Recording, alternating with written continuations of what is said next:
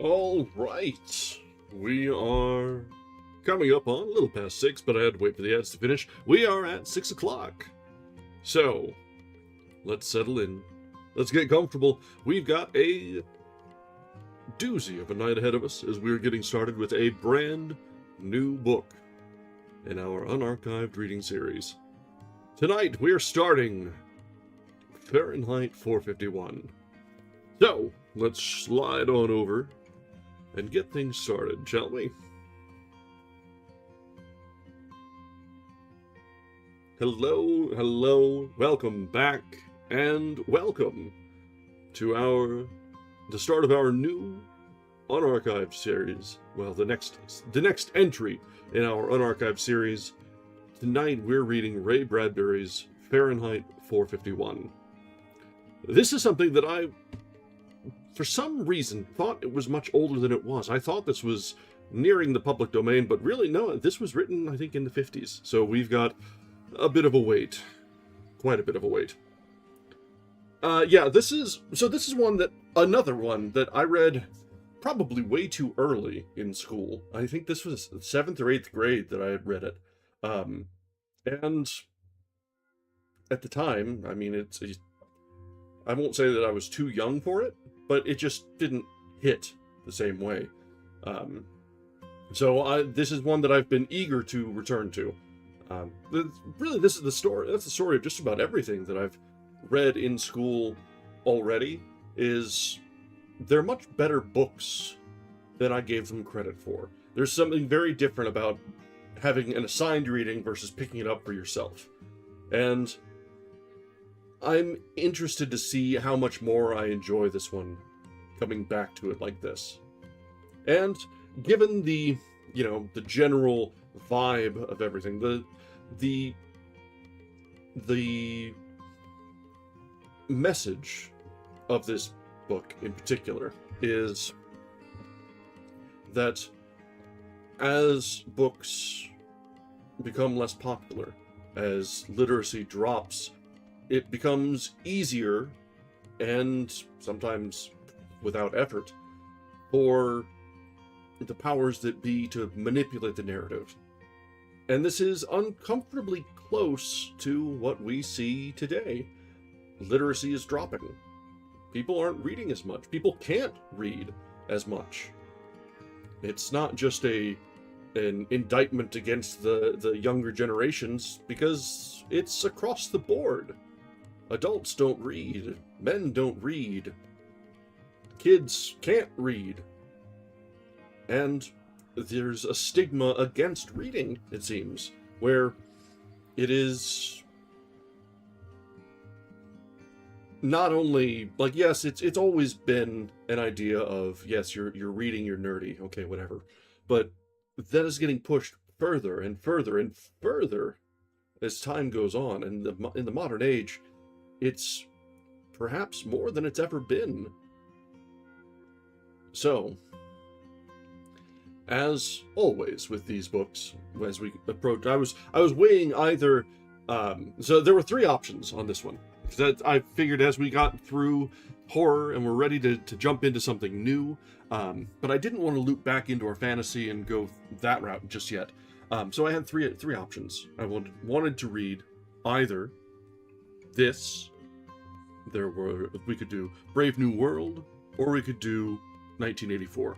It was time. It's time. So I was just sort of flipping through, and it's like, you know what? I saw a news story that this was ever more and always relevant, and it just sort of made the decision for me. So, with the preamble, the story is set, the scene is set.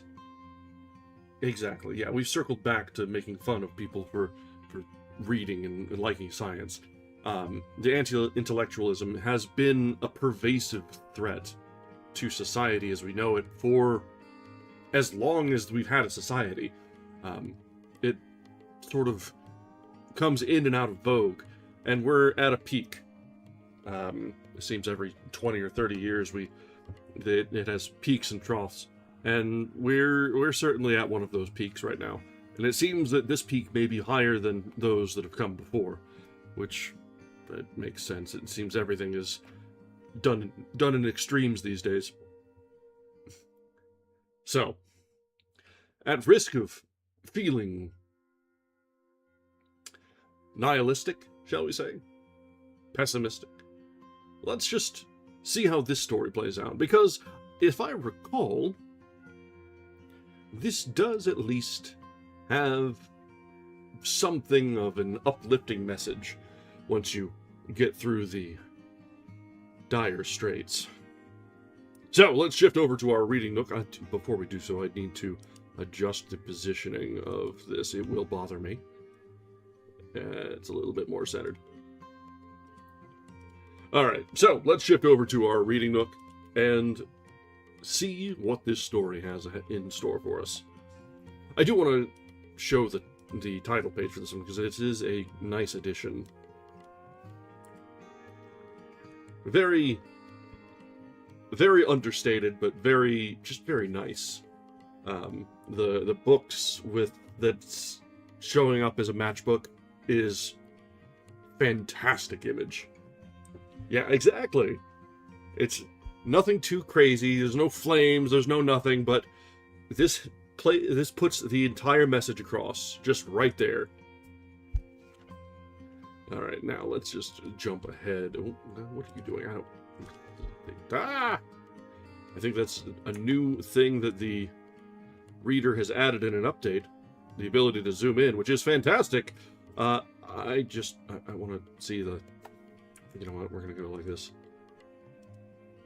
Here. Nope, stop it. Dang, damn it.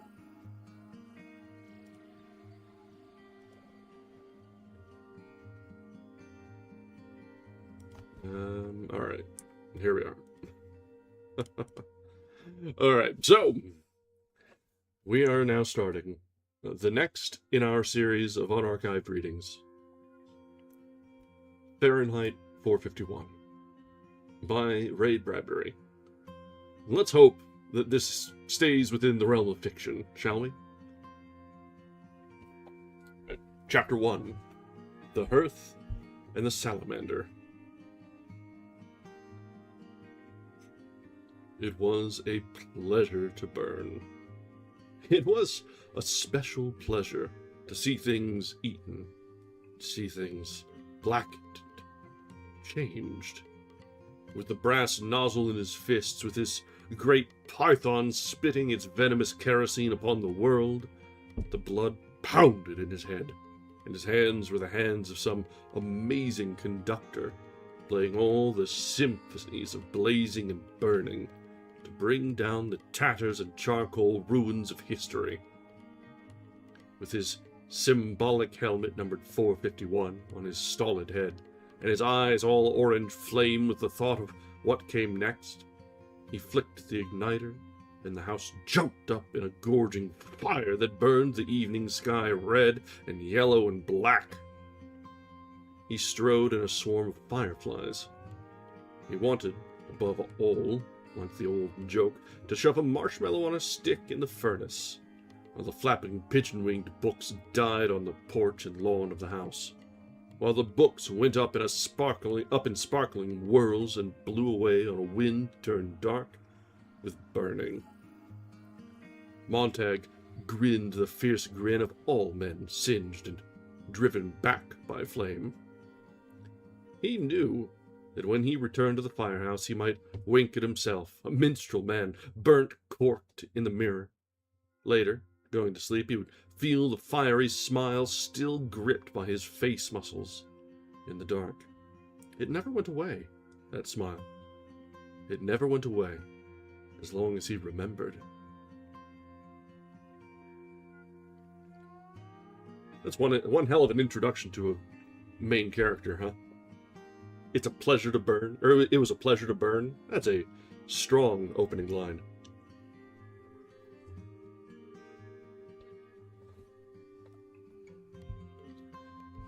He hung up his black beetle-colored helmet and shined it.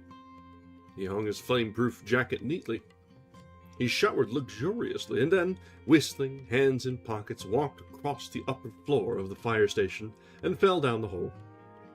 At the last moment, when disaster seemed positive, he pulled his hands from his pockets and broke his fall by grasping the golden pole. He slid to a squeaking halt, the heels 1 inch from the concrete floor downstairs. Alright, man's just aura farming now. He walked out of the fire station and along the midnight street toward the subway, where the silent air-propelled train slid soundlessly down its lubricated flue in the earth, and let him out with a great puff of warm air onto the cream-tiled escalator rising to the suburb. Whistling, he let the escalator waft him into the still night air. He walked toward the corner, thinking little at all about nothing in particular. Before he reached the corner, however, he slowed, as if a wind had sprung up from nowhere, as if someone had called his name. The last few nights he had had the most uncertain feelings about the sidewalk just around the corner in here, moving in the starlight toward his house. He had felt that a moment prior to his making the turn, someone had been there. The air seemed charged with a special calm, as if someone had waited there, quietly, and only a moment before he came, simply turned to a shadow and let him through. Perhaps his nose detected a faint perfume. Perhaps the skin on the backs of his hands, on his face, felt the temperature rise at this one spot where a person standing might raise the immediate atmosphere 10 degrees for an instant. There was no understanding it. Each time he made the turn, he saw only the white, unused buckling sidewalk, with, perhaps on one night, something vanishing swiftly across a lawn before he could focus his eyes or speak. But now, tonight, he slowed almost to a stop. His inner mind, reaching out to turn the corner for him, had heard the faintest whisper. Breathing? Or was the atmosphere compressed merely by someone standing very quietly there, waiting? He turned the corner. The autumn leaves blew over the moonlit pavement in such a way as to make the girl who was moving there seem fixed to a sliding walk, letting the motion of the wind and the leaves carry her forward. Her head was half bent to watch her shoes stir the circling leaves. Her face was slender and milk-white, and in it was a kind of gentle hunger that touched over everything with tireless curiosity. It was a look, almost, of pale surprise. The dark eyes were so fixed to the world that no move escaped them. Her dress was white, and it whispered. He almost thought he heard the motion of her hands as she walked. And the infinitely small sound now, the white stir of her face turning when she discovered she was a moment away from a man who stood in the middle of the pavement, waiting. The trees overhead made a great sound of letting down their dry rain. The girl stopped and looked as if she might pull back in surprise, but instead stood, regarding Montag with eyes so dark and shining and alive that he felt he had said something quite wonderful. But he knew his mouth had only moved to say hello. And then, when she seemed hypnotized by the salamander on his arm and the phoenix disc on his chest, he spoke again. "Of course," he said. "You're our new neighbor, aren't you?" And you must be..." She raised her eyes from his professional symbols. "The fireman." Her voice trailed off. I guess, how oddly you say that. I guess she probably would say it, the fireman. I guess if it's going to be oddly said. I'd have known it with my eyes shut," she said slowly. "What? The smell of kerosene? My wife always complains." He laughed. "You never wash it off completely." "No, you don't," she said in awe. He felt she was walking in a circle about him, turning him end for end, shaking him quietly, and emptying his pockets without once moving herself. "Kerosene," he said, because the silence had lengthened, "is nothing but perfume to me." Does it seem like that? Really? Of course. Why not? She gave herself time to think of it. I don't know. She turned to face the sidewalk going toward their homes. Do you mind if I walk back with you? I'm Clarice McClellan. Clarice. Guy Montag. Come along. What are you doing out so late wandering around? How old are you?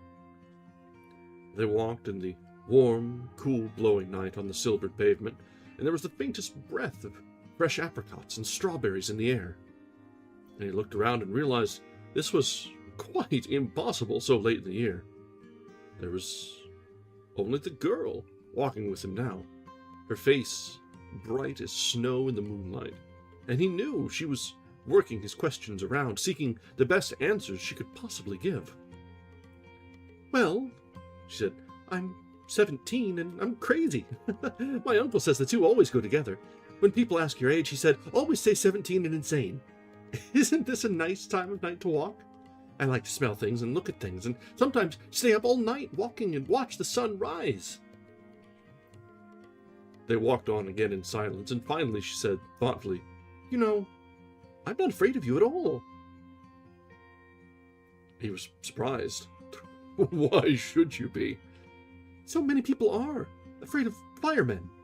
I mean, but you're just a man, after all.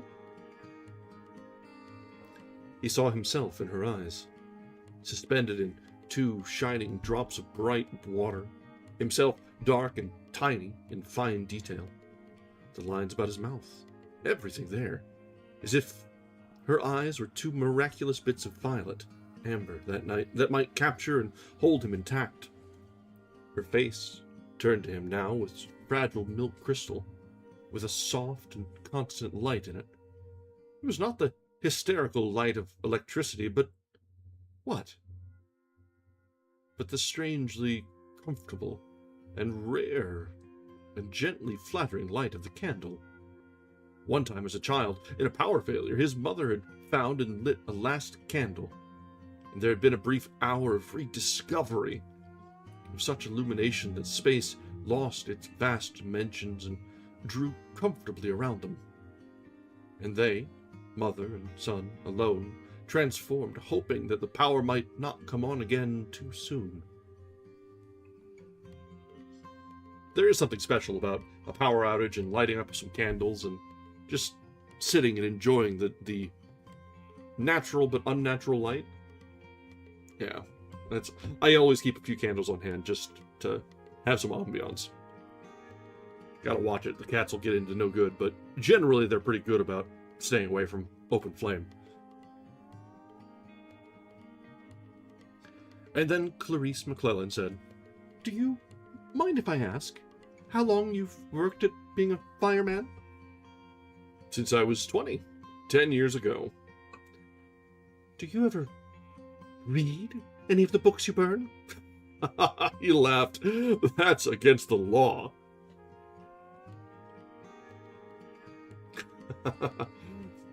That's understandable. Sometimes they're either given as gifts or they come across just by the side and it's like they build up. You can't use them fast enough. Oh, of course. It's fine work. Monday, burn Millet. Wednesday, Whitman. Friday, Faulkner. Burn 'em to ashes, then burn the ashes. That's our official slogan. Well, I guess we've read Whitman. We've read Faulkner. I guess we need to add Millet to the rotation, don't we? If it's good enough to burn, then it's good enough to read, right? They walked still further, and the girl said, Is it true that long ago firemen put fires out instead of going to start them?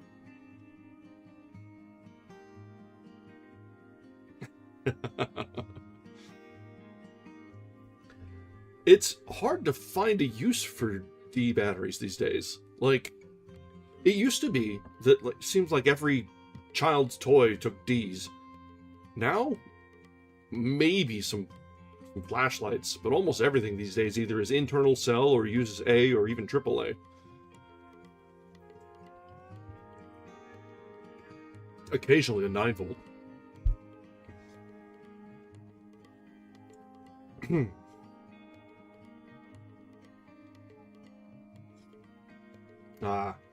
Well, what a difference a single letter can make in that statement.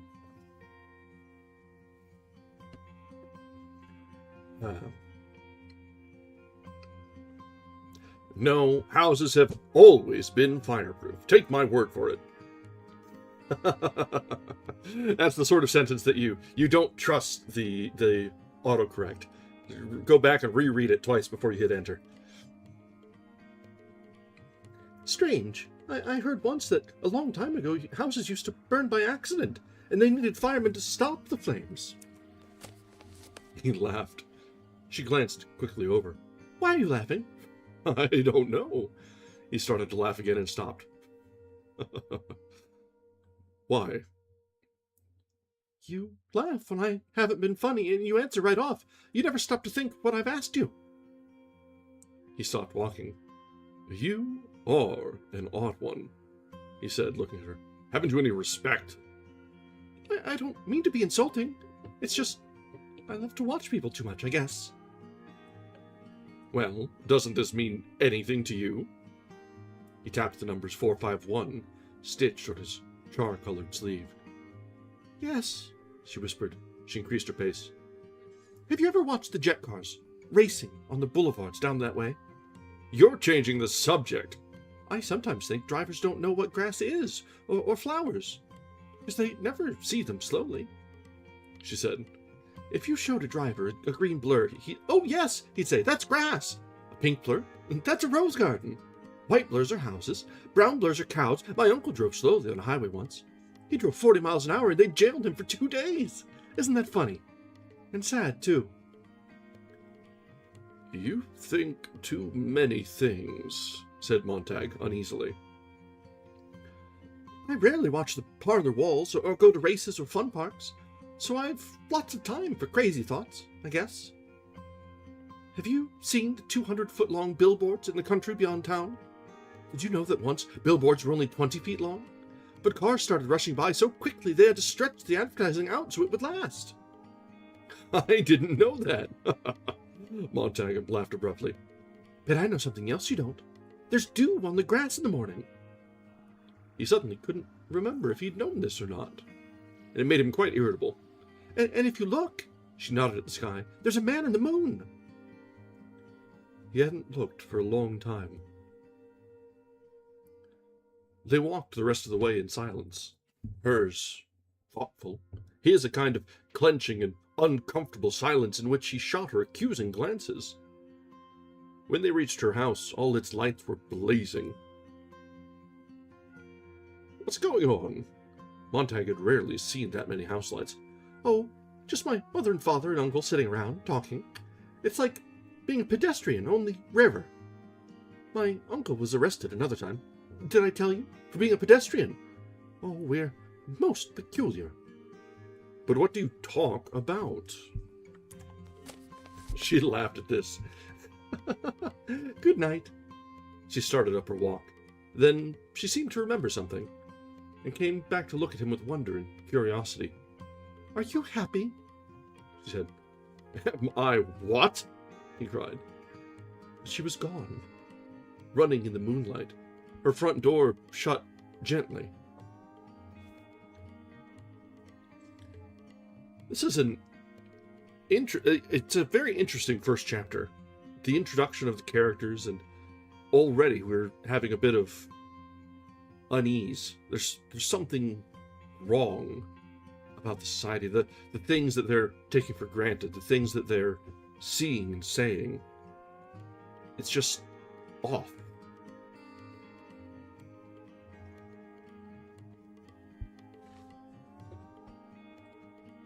Happy of all the nonsense. He stopped laughing. He put his hand into the glove hole of his front door and let it know it's his touch.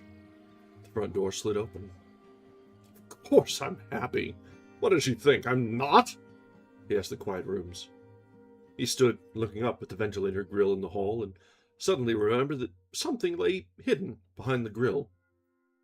Something that seemed to peer down at him now. He moved his eyes quickly away. What a strange meeting on a strange night. He remembered nothing like it save one afternoon, a year ago, when he had met an old man in the park and they had talked. Montag shook his head. He looked at a blank wall. The girl's face was there, really quite beautiful in memory, astonishing, in fact.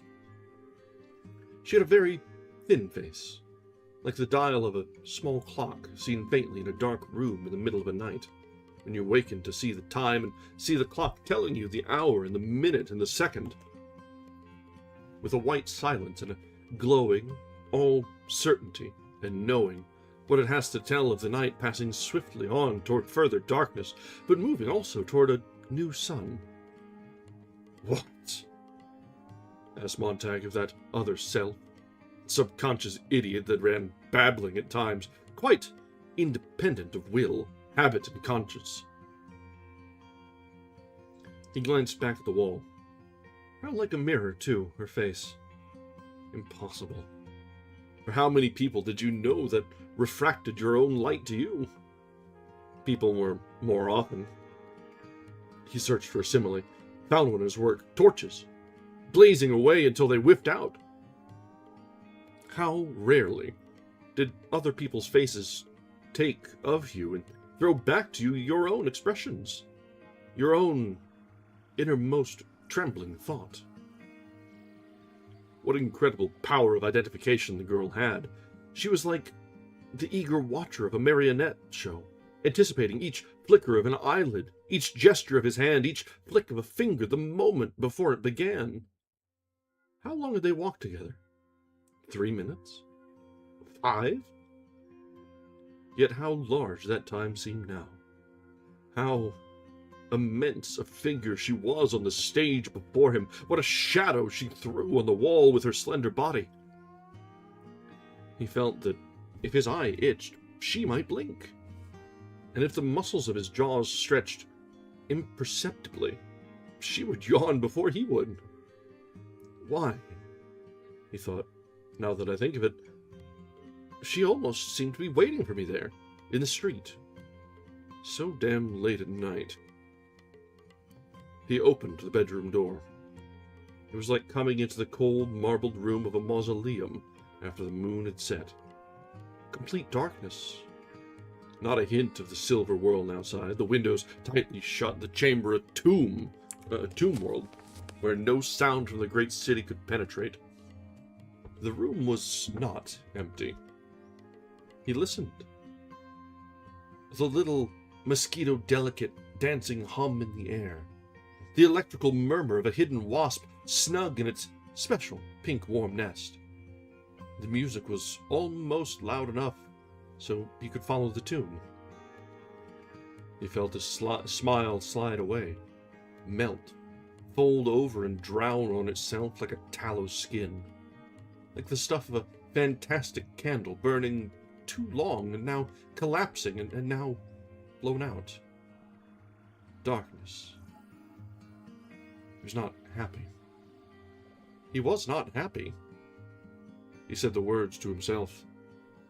He recognized this as the true state of affairs. He wore his happiness like a mask. And the girl had run off across the lawn with the mask, and there was no way of going to knock on her door and ask for it back. Without turning on the light, he imagined how this room would look. His wife, stretched on the bed, uncovered and cold, like a body displayed on the lid of a tomb, her eyes fixed to the ceiling by invisible threads of steel, immovable, and in her ears, the little seashells, the thimble radios tamped tight in an electronic ocean of sound, of music, and talk, and music, and of music and talk and music and talk coming in on the shore of her unsleeping mind. The room was indeed empty. Every night the waves came in and bore her off on their great tides of sound, floating her wide-eyed toward morning. There had been no night in the last 2 years that Mildred had not swum that sea. had not gladly gone in it for the third time. The room was cold, but nonetheless he felt he could not breathe. He did not wish to open the drapes and open the French windows, for he did not want the moon to come into the room. So, with the feeling of a man who will die in the next hour for lack of air, he felt his way toward his open, separate, and therefore cold bed. An instant before his foot hit the object on the floor, he knew he would hit such an object. It was not unlike the feeling he'd experienced before turning the corner and almost knocking the girl down.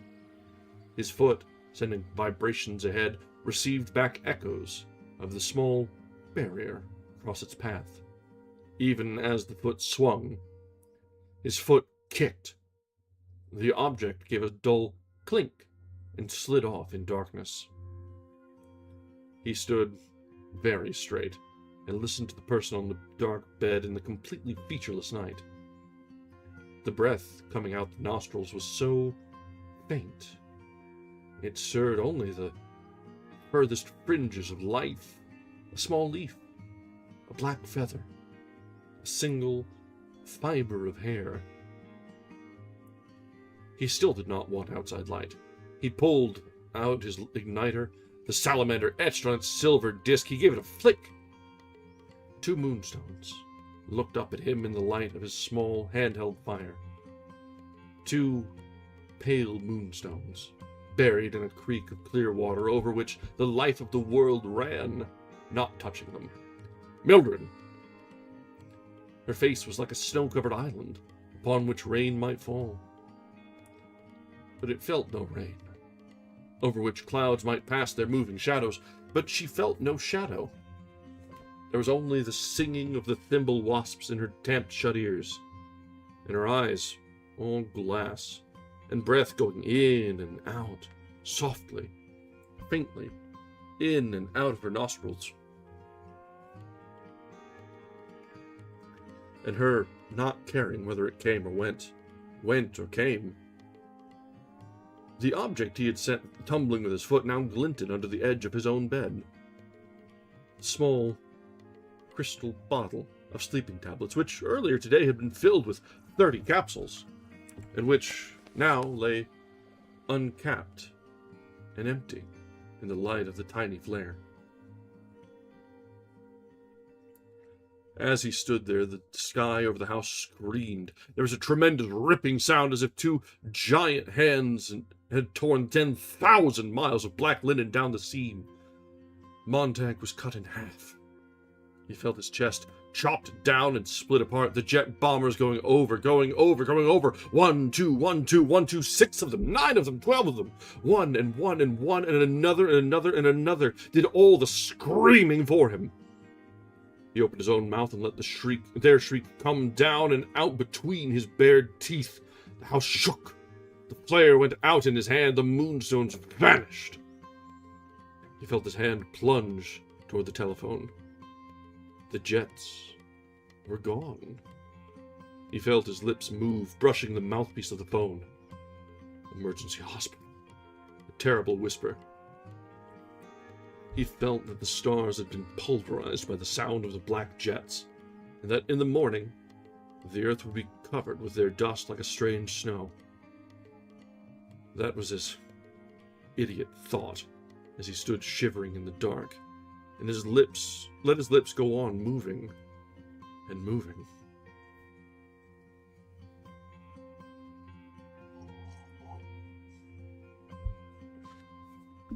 So we're in the first chapter, and already we've had this uncomfortable sense of wrongness, this detachment between people, between things, and lack of connectivity. And we've already had a suicidal attempt. We're just a few pages in. Just a few pages. Not even all the way through the first chapter. Good Lord.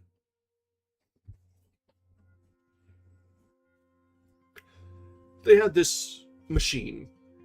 They had 2 machines, really.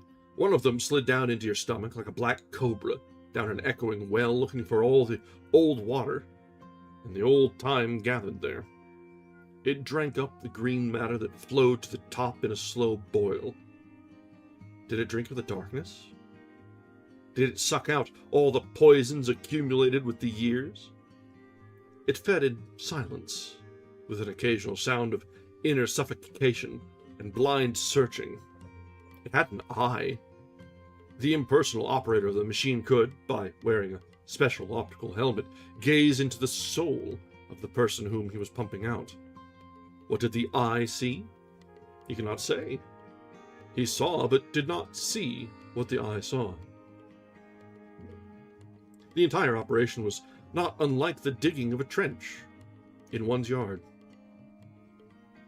The woman on the bed was no more than a hard stratum of marble they had reached. Go on! Anyway, shove the board down, slush up the emptiness, if such a thing could be brought out in the throb of the suction snake. The operator stood, smoking a cigarette. The other machine was working too. The other machine, operated by an equally impersonal fellow, in non-stainable reddish-brown coveralls. This machine pumped all the blood from the body, and replaced it with fresh blood and serum. You gotta clean them out both ways, said the operator, standing over the silent woman. No use getting the stomach if you don't clean the blood. Leave that stuff in the blood, and the blood hits the brain like a mallet. Bang! A couple thousand times, and the brain just gives up, just quits. Stop it, said Montag. I'm just saying. Said the operator. Are you done? Said Montag. They shut the machines up tight. We're done. His anger did not even touch them. They stood with the cigarette smoke curling around their noses and into their eyes without making them blink or squint. That's $50. First, why don't you tell me if she'll be all right? Sure, she'll be okay. We got all the mean stuff right in our suitcase here. You can't get to her now. As I said, you take out the old, put in the new, and you're okay. Neither of you is an MD. Why didn't they send an MD from emergency? Hell. The operator's cigarette moved on his lip. We give these cases 9 or 10 a night. So many. Starting a few years ago, we had special machines built. With the optical lens, of course. That was new. The rest, ancient. You don't need an MT. Case like this. All I need is 2 handymen. Clean up the problem in half an hour. Look. He started for the door. We gotta go. Just had another call on the old ear thimble. 10 blocks from here. Someone else jumped off the cap of a pillbox. Call if you need us again. Keep it quiet. We got a contraceptive in her. She'll wake up hungry. So long. And the men with the cigarettes in their straight-line mouths, the men with the eyes of puffed adders, took up their load of machine and tube, their case of liquid melancholy, and the slow, dark sludge of nameless stuff, and strolled out the door. Montag sat down into a chair and looked at this woman. Her eyes were closed now, gently, and he put out his hand to feel the warmness of breath on his palm. Mildred, he said at last. There are too many of us, he thought. There are billions of us, and that's too many. Nobody knows anyone. Strangers come and violate you. Strangers come and cut your heart out. Strangers come and take your blood. Good God, who were those men? I never saw them before in my life. Half an hour passed. The bloodstream in this woman was new, and it seemed to have done a new thing to her. Her cheeks were very pink. Her lips were very fresh and full of color, and they looked soft and relaxed. Someone else's blood there. If only someone else's flesh and brain and memory. If only they could have taken her mind along to the dry cleaners and emptied the pockets and steamed and cleaned it and re-blocked it and brought it back in the morning. If only... He got up and put back the drapes and opened the windows and wide to let the night air in. It was 2 o'clock in the morning. Just only an hour ago, Clarice McClellan in the street, and him coming in the dark room, and his foot kicking the little crystal bottle. Only an hour, but the word had melted down and sprung up in a new and colorless form. Laughter blew across the moon-colored lawn from the house of Clarice and her father and mother, and the uncle, who smiled so quietly and so earnestly. Above all, their laughter was relaxed and hearty, and not forced in any way, coming from the house that was so brightly lit this late at night, while all the other houses were kept to themselves in darkness. Montag heard the voices talking, giving, talking, weaving, reweaving their hypnotic web. Montag moved out through the French windows and crossed the lawn, not even thinking of it. He stood outside the talking house in the shadows, thinking he might even tap on their door and whisper, "Let me come in. I won't say anything. I just want to listen. What is it you're saying?" But instead, he stood there, very cold, his face a mask of ice, listening to a man's voice, the uncle, moving along at an easy pace. But now is not the time.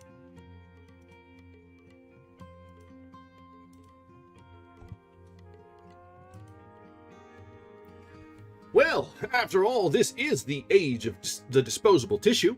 Blow your nose on a person, wad them, flush them away, reach for another, blow, wad, flush. Everyone, using everyone else's coattails. How are you supposed to root for the home team when you don't even have a program and know the names? For that matter, what colored jerseys are they wearing as they trot out on the field? Montag moved back to his own house, left the window wide, checked Mildred, tucked the covers about her carefully, and then lay down with the moonlight on his cheekbones and on the frowning ridges on his brow, with the moonlight distilled in each eye to form a silver cataract there. One drop of rain, Clarice. Another drop, Mildred. A third, the uncle. A fourth, the fire tonight. 1, Clarice. 2, Mildred. 3, uncle. 4, fire. 1, Mildred. 2, Clarice. 1, 2, 3, 4, 5, Clarice. Mildred, uncle, fire, sleeping tablets, men, disposable tissue, coattails, blow, wad, flush. Clarice, Mildred, uncle, fire, tablets, tissue, blow, wad, flush. 1, 2, 3, 1, 2, 3. Rain. The storm, the uncle laughing, the thunder falling downstairs, the whole world pouring down, the fire gushing up in a volcano, all rushing on down, round in a spouting roar and rivering stream toward morning. I don't know anything anymore, he said, and let a sleep lozenge dissolve on his tongue.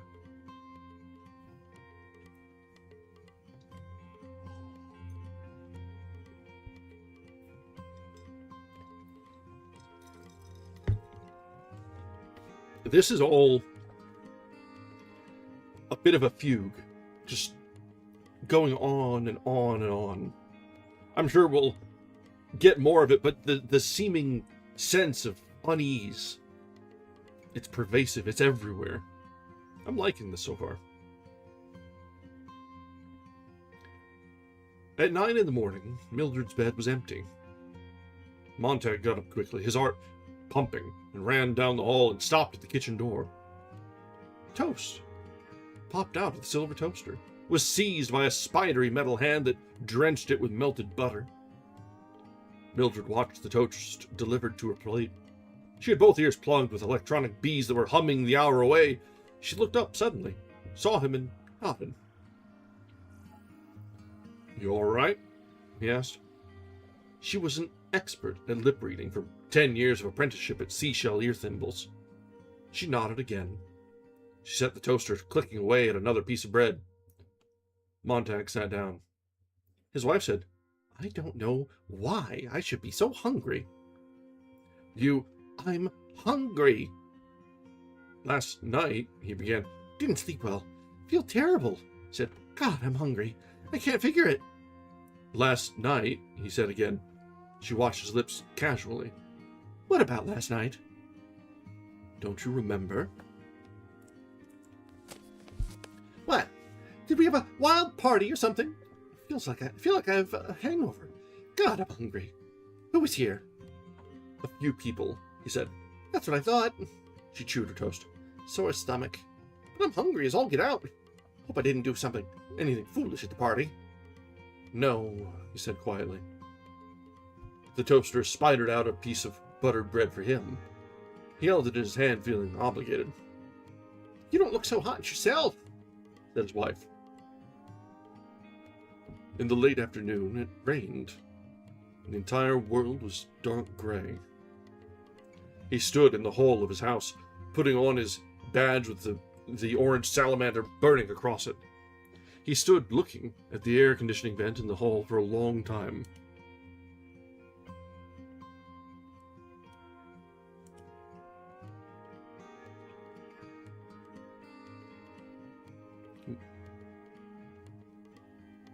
Hey, I'm sorry. The monitor was having an issue there. Okay, there we go. He stood looking up at the air conditioning vent in the hall for a long time. His wife in the TV parlor paused long enough from reading her script to glance up. Hey, she said, the man's thinking. Yes, he said. I wanted to talk to you. He paused. You took all the pills in your bottle last night. Oh, I wouldn't do that, she said, surprised. The bottle was empty. I wouldn't do a thing like that. Why would I do a thing like that? She said. Maybe you took 2 pills and forgot, and took 2 more, and forgot again, and took 2 more, and were so dopey you kept right on until you had 30 or 40 of them in you. Yuck, he said. What would I want to go and do a silly thing like that for? I don't know, he said. She was quite obliviously waiting for him to go. I didn't do that, he said. Never in a billion years. All right, if you say so, he said. That's what the lady said. She turned back to her script. What's on this afternoon? He said tiredly. She didn't look up from the script again. Well, this is a play comes on the wall-to-wall circuit in 10 minutes. They mailed me my part this morning. I sent in some box tops. They write the script with one part missing. It's a new idea. The homemaker, that's me, is the missing part.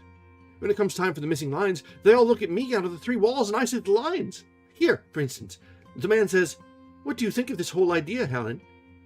And she looks at me, and he looks at me sitting here center stage. See? And I say, she paused and ran her finger under a line on the script. I think that's fine. And then they go on to play until he says, "Do you agree to that, Helen?" And I say, "I sure do." Isn't that fun, Guy? He stood in the hall looking at her. It's sure fun. It's sure fun, she said. What's the play about? I just told you. There are these people named Bob and Ruth and Helen. Oh. It's really fun. It'd be even more fun when we can afford to have the 4th wall installed. How long you figure before we save up and get the 4th wall torn out and a 4th wall TV put in? It's only $2,000. That's 1/3 of my yearly pay. Damn. It's only $2,000, she replied. And I should think you'd consider me sometimes. If we had a 4th wall, why, it'd be just like the room wasn't ours at all. But it's all kinds of exotic people's rooms. We could do without a few things. We're already doing without a few things to pay for the 3rd wall. It was put in only 2 months ago, remember? Is that all it was? She sat looking at him for a long moment. Well, goodbye, dear. Goodbye, he said, stopped and turned around. Does it have a happy ending? I haven't read that far.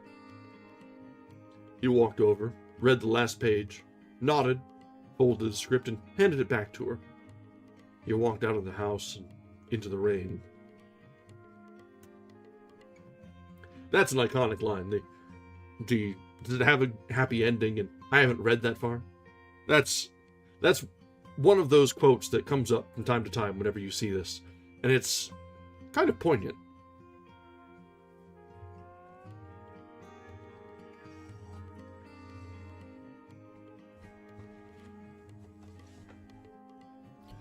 The rain was thinning away, and the girl was walking in the center of the sidewalk, with her head up and the few drops falling on her face.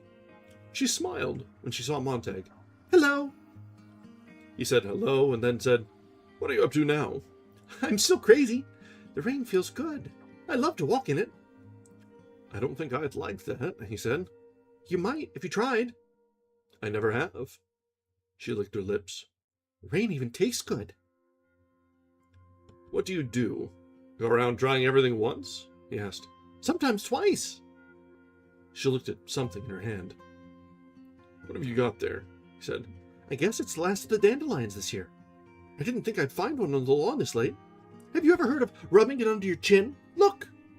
She touched her chin with the flower, laughing. "Why?" If it rubs off, it means I'm in love. Has it? He could hardly do anything else but look. Well, She said, "You're yellow under there." fine. Let's try you now. "It won't work for me." Here.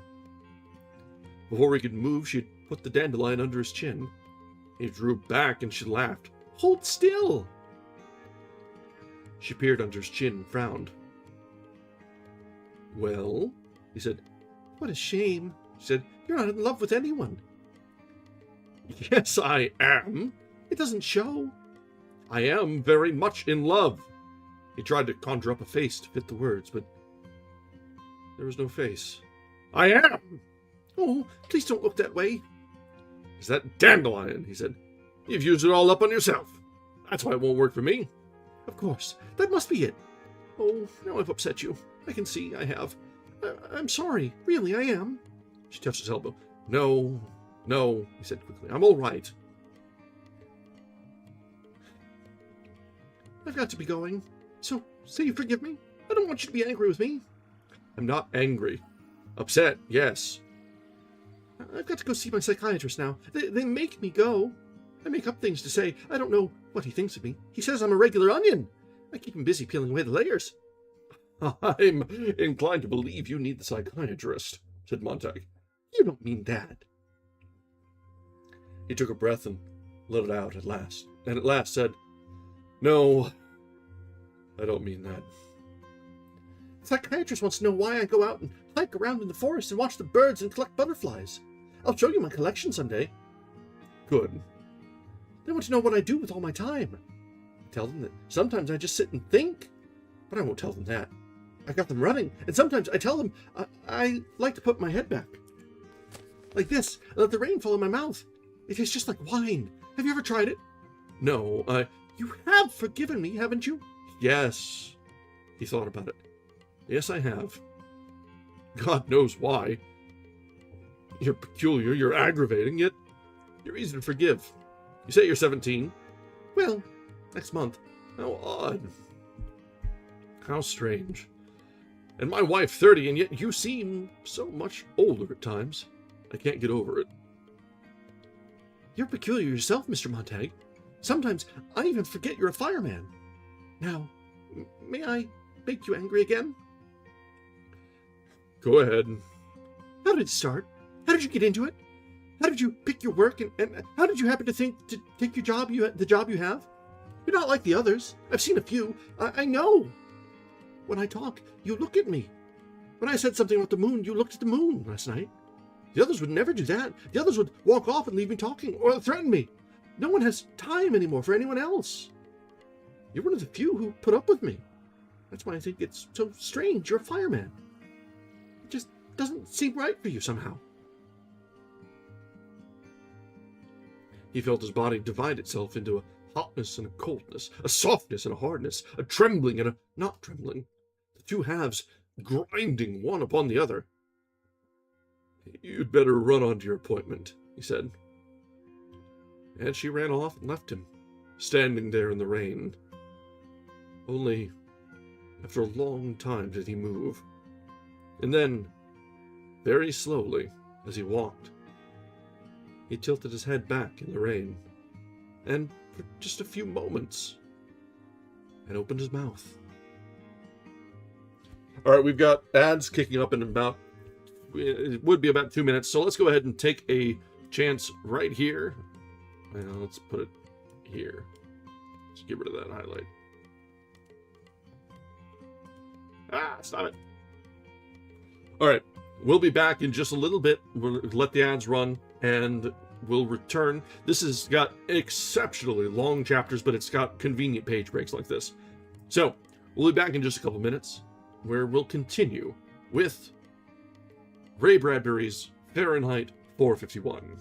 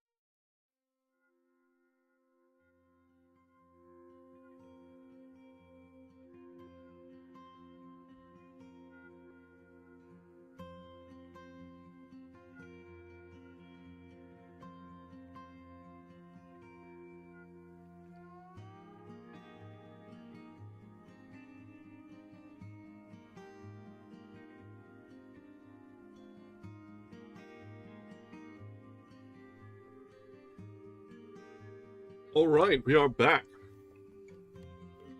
So, this is very interesting so far.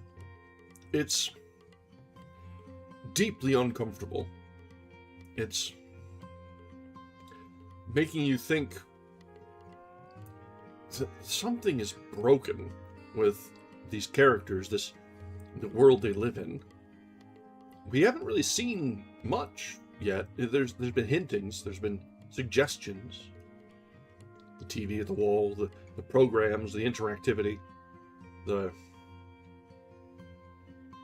impersonal way that the emergency services came through and just casually pumped his wife's stomach. The absolute lack of a relationship between Montag and Mildred. And the strangeness of Clarice.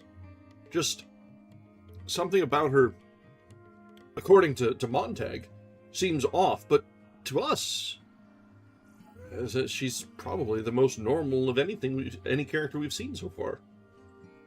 A little whimsical, but I'm sure we've all seen some whimsy in 17-year-old girls. So, let's continue. So we're probably Montag's off to work, and we'll see if we can find a little bit more insight into how this world is working, how it ticks, why it is so wrong.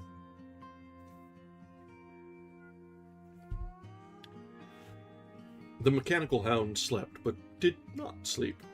Lived, but did not live in its gently humming, gently vibrating, softly illuminated kennel back in a dark corner of the firehouse.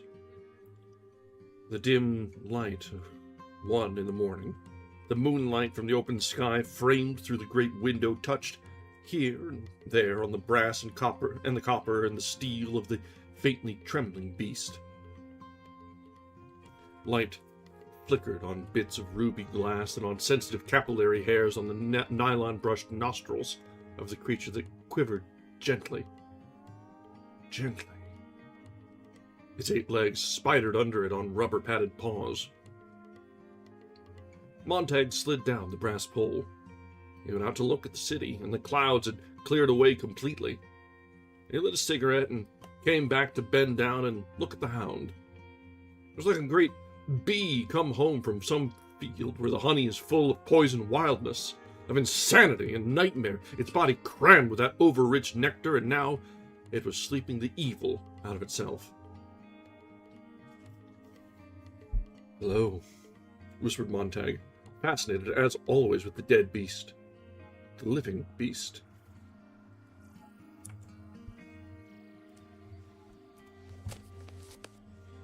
Night, when things got dull, which was every night, the men slid down the brass poles and set the ticking combinations of the olfactory system of the hound and let loose rats in the firehouse areaway. And sometimes chickens, and sometimes cats that would have to be drowned anyway. There would be betting to see which of the cats, chickens, or rats the hound would seize first. The animals returned loose. 3 seconds later, the game was done. The rat, cat, or chicken caught half across the areaway, gripped in gentling paws with a 4-inch hollow steel needle, plunged down into the proboscis of the hound to inject massive jolts of morphine or procaine. Pawn was then tossed in the incinerator. A new game began. Goddamn. Montag stayed upstairs most nights when this went on. Good on you. There had been a time 2 years ago when he had bet with the best of them and lost a week's salary and faced Mildred's insane anger, which showed itself in veins and blotches. But now, nights he lay in his bunk, face turned to the wall, listening to the whoops of laughter below, and the piano string scurry of rat feet, the violin squeaking of mice, and the great shadowing motion silence of the hound leaping out like a moth in the raw light, holding its victim, inserting needle, and going back to its kennel to die, as if a switch had been turned. Montag touched the muzzle. The hound growled. Montag jumped back. The hound half rose in its kennel and looked at him with green-blue neon light flickering in its suddenly activated eyebulbs. It growled again, a strange, rasping combination of electrical sizzle, a frying sound, a scraping of metal, a turning of cogs that seemed rusty and ancient with suspicion. "No, no, boy," said Montag, his heart pounding.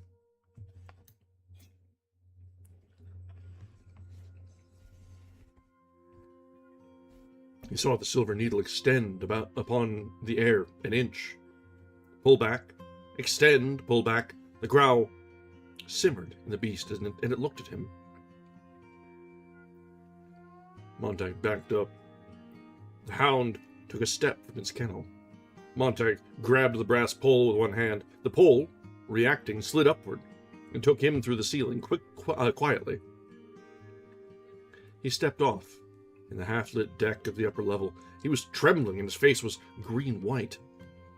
Below, the hound had sunk back down upon its 8 incredible insect legs and was humming to itself again. its multifaceted eyes at peace. Montag stood, letting the fears pass by the drop hole. Behind him, 4 men at a card table under a green-lidded light in the corner glanced briefly, but said nothing. Only the man with the captain's hat and the sign of the phoenix on his hat. At last, curious, his playing cards in his thin hand, talked across the room. Montag? It doesn't like me, said Montag.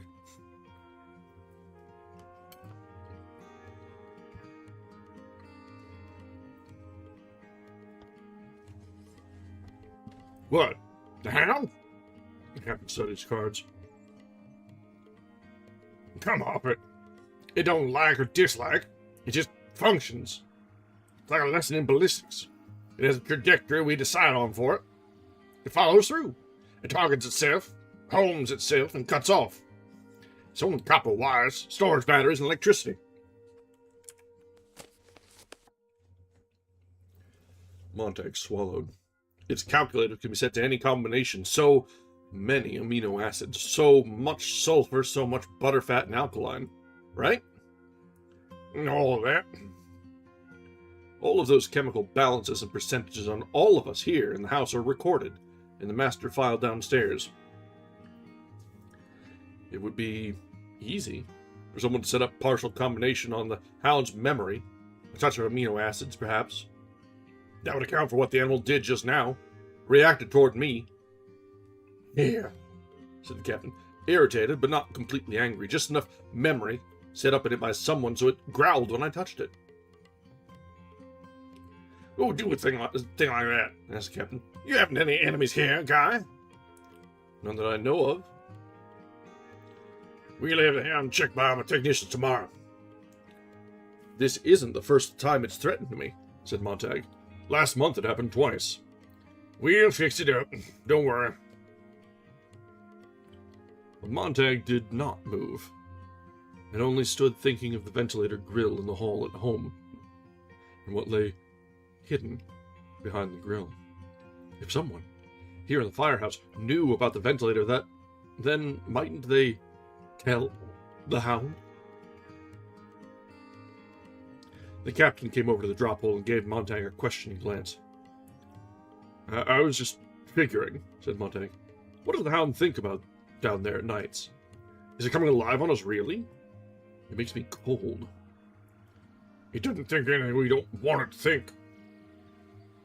That's sad, said Montag quietly. Because all we put into it is hunting and finding and killing. What a shame. That's all it can ever know. Beatty snorted gently. Hell, it's a fine bit of craftsmanship. A good rifle can fetch its own target and guarantees the bullseye every time. That's why, said Montag, I wouldn't want to be its next victim. Why? You got a guilty conscience about something? Montag glanced up swiftly. Beatty stood there, looking at him steadily with his eyes, while his mouth opened and began to laugh, very softly.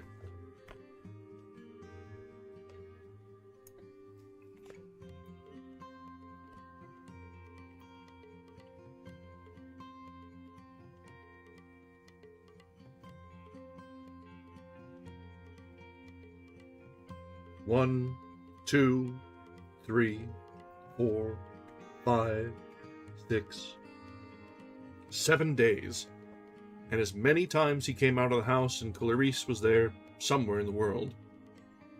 One time he saw her shaking a walnut tree. Once he saw her sitting on the lawn knitting a blue sweater. 3 or 4 times he found a bouquet of late flowers on his porch, or a handful of chestnuts in a little sack, or some autumn leaves neatly pinned to a sheet of white paper and thumbtacked to his door.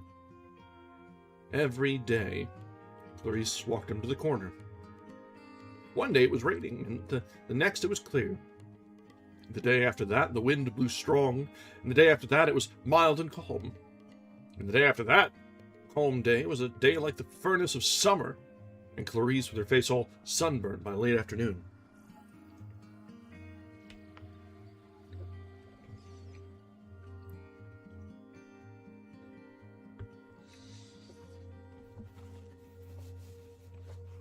Why is it, he said one time at the subway entrance, I feel I've known you so many years? Because I like you, she said, and I don't want anything from you, and because we know each other.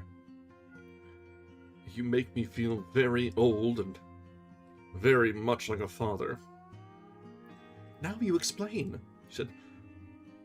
Now you explain, she said, why you haven't any daughters like me, if you love children so much. I don't know. You're joking. I mean, he stopped and shook his head. Well, my wife, she just never wanted any children at all. The girl stopped smiling. I'm sorry. I really thought you were having fun at my expense.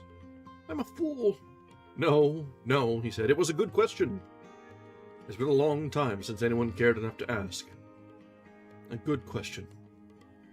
Let's talk about something else. Have you ever smelled old leaves? Don't they smell like cinnamon? Here, smell. Why, yes, it is like cinnamon in a way. She looked at him with her clear, dark eyes. You always seem shocked. It's just, I haven't had time. Did you look at the stretched out billboards like I told you? I think so, yes. He had to laugh. Your laugh sounds much nicer than it did. Does it? Much more relaxed. He felt at ease and comfortable. Why aren't you in school? I see you every day wandering around. Oh, they don't miss me, she said. I'm antisocial, they say. I don't mix. It's so strange. I'm very social indeed. It all depends on what you mean by social, doesn't it? Social, to me, means talking to you about things like this. She rattled some chestnuts that had fallen off the tree in the front yard. Or talking about how strange the world is. Being with people is nice, but I don't think it's social to get a bunch of people together and then not let them talk, do you? An hour of TV class, an hour of basketball or baseball or running, another hour of transcription history or painting pictures, and more sports. But do you know, we never ask questions. Or at least, they don't. They just run the answers at you. Bing, bing, bing. And us sitting there for 4 more hours of film teacher. That's not social to me at all. A lot of funnels and a lot of water being poured down the spout and out the bottom. And them telling us it's wine when it's not. They run us so ragged by the end of the day we can't do anything but go to bed or head to a fun park to bully people around. Break window panes in the window smasher place or wreck cars in the car wrecker place with the big steel ball. Or go out in the cars and race on the streets, trying to see how close you can get to the lampposts, play chicken and knock hubcaps. I guess I'm everything they say I am, all right. I haven't any friends. That's supposed to prove I'm abnormal, but everyone I know is either shouting or dancing around like wild or beating up one another. Do you notice how people hurt each other nowadays? You sound so very old.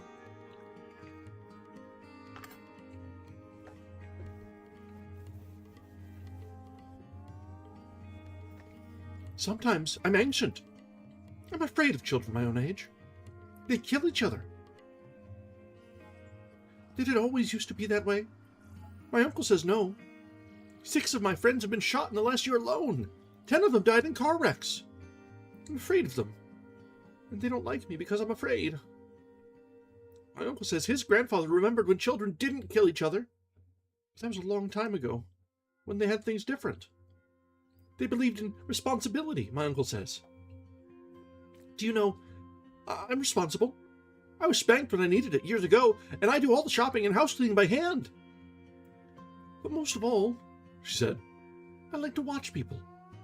Sometimes I ride the subway all day and look at them and listen to them. I just want to figure out who they are and what they want and where they're going. Sometimes I even go to the fun parks and ride in the jet cars when they race on the edge of town at midnight, and the police don't care as long as they're insured. As long as everyone has 10,000 insurance, everyone's happy. Sometimes I sneak around and listen in subways. Or I listen at soda fountains.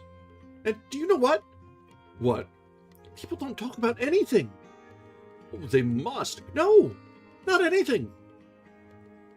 They name a lot of cars or clothes or swimming pools mostly and say, "How swell!" But they all say the same things, and nobody says anything different from anyone else.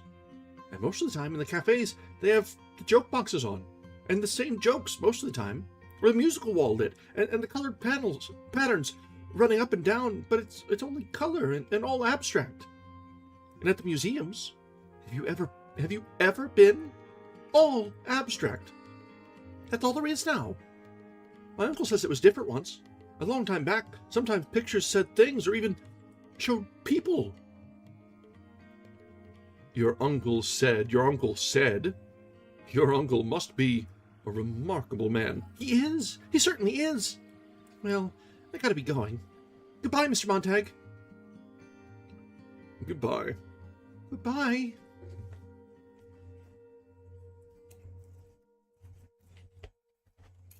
Yeah, the fact that Clarice is the odd one out, the weird character here, but is the most relatable character that we've had so far, and saying things that feel relevant even now, it's kind of poignant.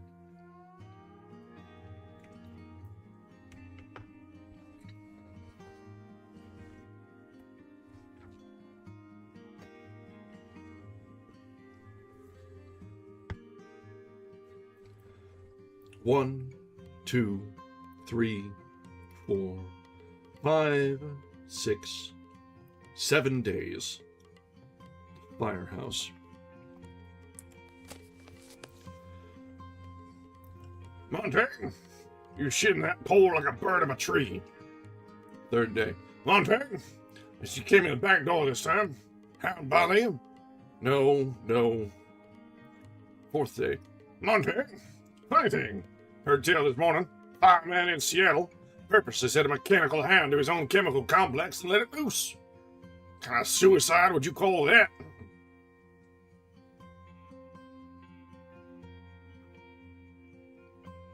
Five, 6, 7 days.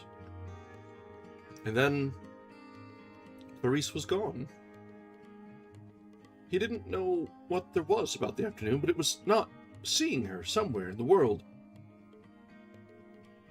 The lawn was empty. The trees empty. The street empty. And while at first he did not know he missed her or was even looking for her, the fact was that by the time he reached the subway, there were vague stirrings of dis-ease in him. Something was the matter. His routine had been disturbed.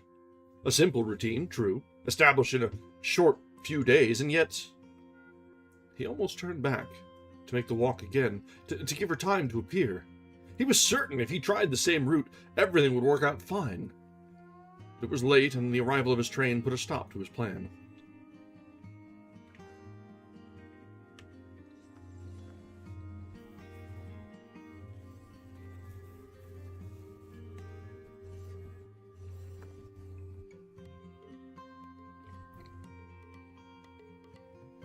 The flutter of cards, motion of hands, of eyelids, the drone of the time voice in the firehouse ceiling. 1:35, Thursday morning, November 4th, 1:36, 1:37 a.m. The tick of the playing cards on the greasy tabletop. All the sounds came to Montag, behind his closed eyes, behind the barrier he had momentarily erected.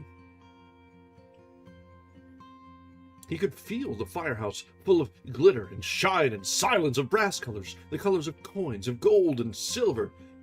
The unseen men across the table were sighing on their cards, waiting. 1:45. The voice clock mourned out the cold hour of a cold morning, of a still colder year. What's wrong, Montag? Montag opened his eyes. A radio hummed somewhere. War may be declared any hour. This country stands ready to defend its... The firehouse trembled as a great flight of jet planes whistled a single note across the black morning sky. Montag blinked. Beatty was looking at him as if he were a museum statue. At any moment, Beatty might rise and walk about him, touching, exploring his guilt and self-consciousness. Guilt? What guilt was that? Your play, Montag. Montag looked at these men whose faces were sunburned by 1,000 real and 10,000 imaginary fires, whose work flushed their cheeks and fevered their eyes. These men, who looked steadily into their platinum igniter flames as they lit their eternally burning black pipes. They, in their charcoal hair and soot-colored brows and bluish ash-smeared cheeks, where they had shaven close, but their heritage showed. Montag started up, his mouth opened. Had he ever seen a fireman that didn't have black hair, black brows, a fiery face, and a blue steel shaved but unshaved look? These men were all mirror images of himself. Were all firemen picked then for their looks as well as their proclivities? The color of cinders and ash about them, and the continual smell of burning from their pipes? Captain Beatty there, rising in thunderheads of tobacco smoke, Beatty opening a fresh tobacco packet, crumpling the cellophane into a sound of fire. Montag looked at the cards in his own hands. I've been thinking about the fire last week, about the man whose library we fixed. What happened to him? He took him screaming off to this island. He wasn't as insane. Beatty arranged his cards quietly. Any man's insane who thinks he can fool the government and us. I've tried to imagine, said Montag, just how it would feel. I mean, to have firemen burn our houses and our books. We haven't any books. But if we did have some, You got some? Beatty blinked slowly. No. Montag gazed beyond them to the wall with the typed lists of 1,000,000 forbidden books. Their names leaped in fire, burning down the years under his axe and his hose, which sprayed not water but kerosene. No. But in his mind, a cold wind started up and blew out the ventilator grill at home, softly chilling his face. And again, he saw himself in a green park talking to an old man. A very old man. And the wind from the park was cold too.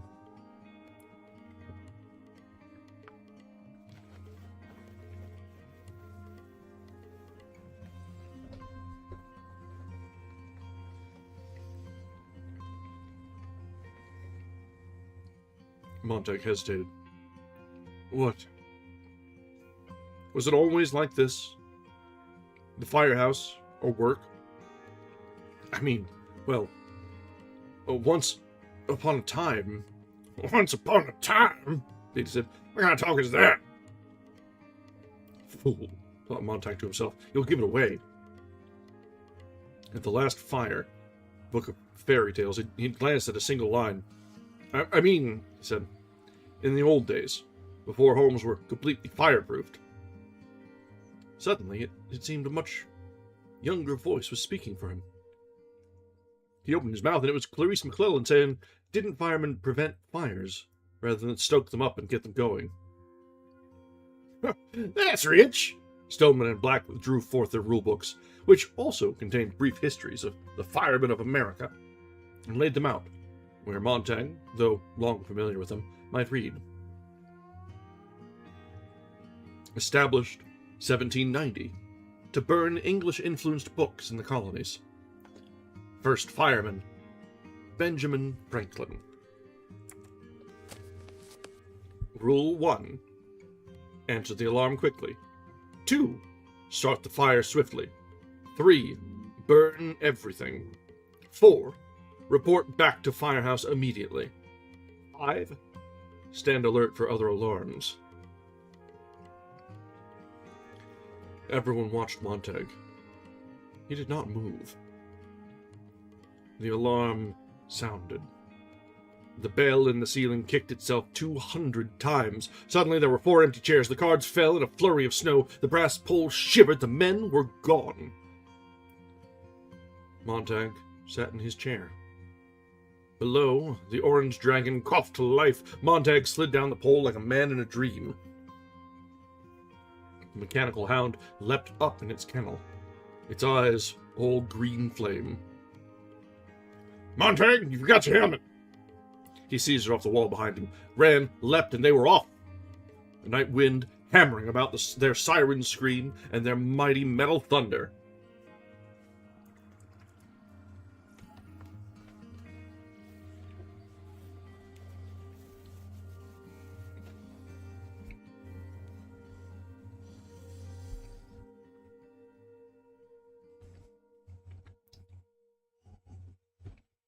So that last section gave us some of the first hints, the peering behind the curtain of how fluid and malleable history is when people aren't paying attention to it.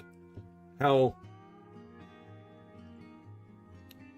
it's always been this way can be a dangerous refrain when you don't know any better. If no one asks questions, no one wonders why, no one's paying attention to the adjustments by those who have a vested interest in things going according to their own narrative.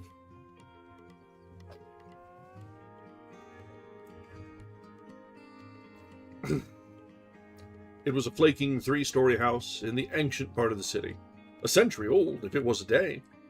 But like all houses, it had been given a thin, fireproof plastic sheath many years ago, and this preservative shell seemed to be the only thing holding it in the sky. "Here we are." The engine slammed to a stop. Beatty, Stoneman, and Black ran up the sidewalk, suddenly odious and fat in their plump, fireproof slickers. Montag followed. He crashed the front door and grabbed at a woman, though she was not running. She was not trying to escape. She was only standing, weaving from side to side, her eyes fixed upon a nothingness in the wall, as if they had struck her a terrible blow upon the head. Her tongue was moving in her mouth, and her eyes seemed to be trying to remember something, and then they remembered, and her tongue moved again. "Play the man, Mr. Ridley. We shall this day light such a candle by God's grace in England as I trust shall never be put out." "Enough of that," said Beatty. "Where are they?" He slapped her face with amazing objectivity and repeated the question. The old woman's eyes came to focus upon Beatty. "You know where they are, or you wouldn't be here," she said. Stoneman held out the telephone alarm card with his complaint signed in telephone duplicate on the back. "Have reason to suspect attic 11, number 11 no Elm City, EB." That would be Mrs. Blake, my neighbor," said the woman, reading the initials. "All right, man, let's get them." Next thing, they were up in a musty blackness, swinging silver hatches at doors that were, after all, unlocked, tumbling through like boys all rollick and shout, "Hey!"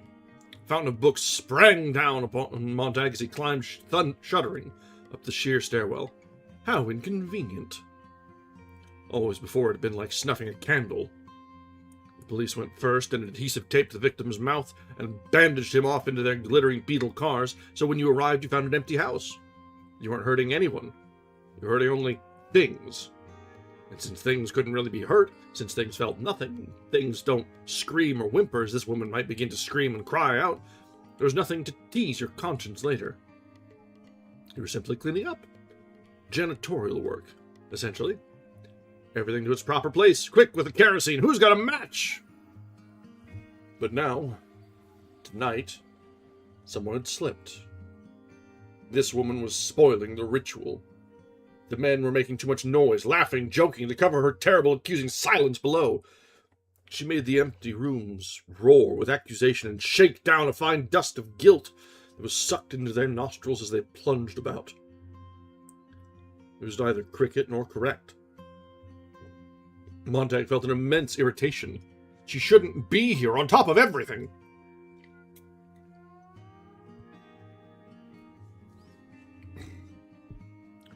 Books bombarded his shoulders, his arms, his upturned face, a book lit almost obediently like a white pigeon in his hands, wings fluttering.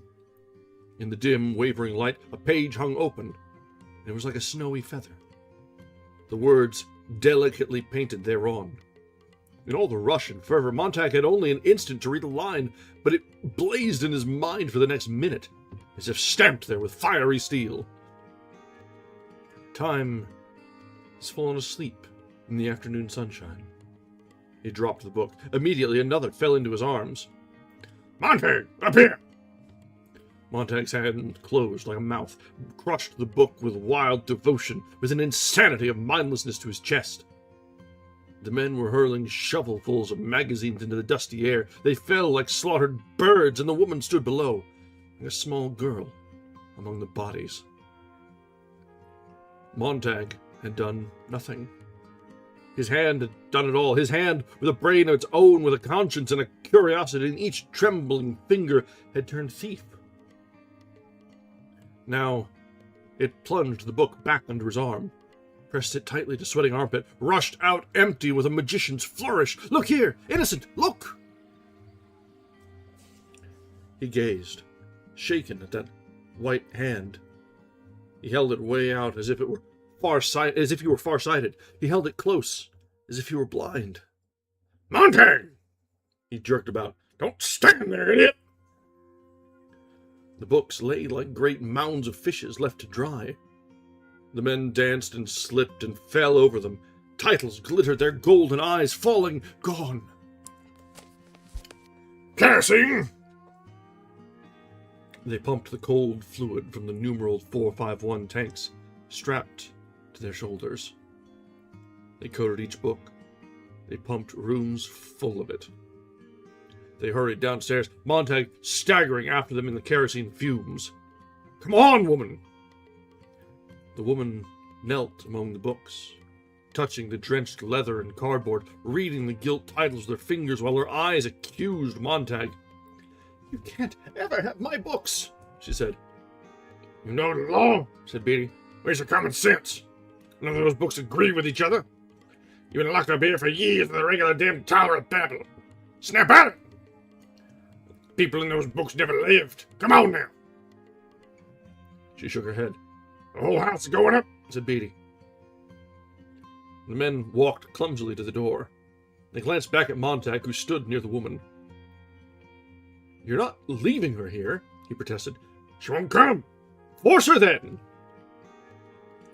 Beatty raised his hand in which was concealed the igniter. "We're due back to the house. Besides, these fanatics always try suicide. That's familiar." Montag placed his hand on the woman's elbow. "You can come with me." "No," she said. "Thank you anyway." "I'm counting to 10, said Beatty. 1, 2, "Please," said Montag. "Go on," said the woman. 3, 4. "Here." Montag pulled to the woman. The woman replied quietly, "I want to stay here." 5, 6. "You can stop counting," she said. She opened her fingers of one hand slightly, and in the palm of her hand was a single, slender object. An ordinary kitchen match. The sight of it rushed the men out and down away from the house. Captain Beatty, keeping his dignity, backed slowly through the front door, his pink face burnt and shiny from 1,000 fires and night excitements. God, Montag, how true. Always at night the alarm comes, never by day. Is it because fire is prettier by night? More spectacle, a better show? The pink face of Beatty now showed the faintest panic in the door. The woman's hand twitched on the single matchstick. The fumes of kerosene bloomed up about her. Montag felt the hidden book pound like a heart against his chest. "Go on," said the woman. And Montag felt himself back away, and away out the door. After Beatty, down the steps, across the lawn where the path of kerosene lay like the track of some evil snail. On the front porch, where she had come to weigh them quietly with her eyes, her quietness a condemnation, the woman stood motionless. Beatty flicked his fingers to spark the kerosene. He was too late. Montag gasped. The woman on the porch reached out with contempt to them all and struck the kitchen match against the railing. People ran out of houses all down the street.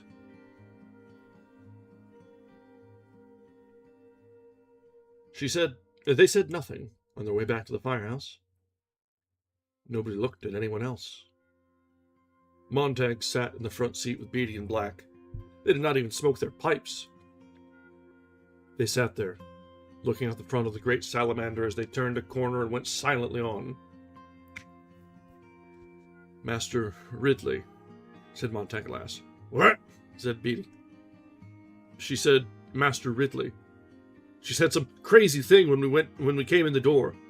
Play the man," she said, "Master Ridley. Something.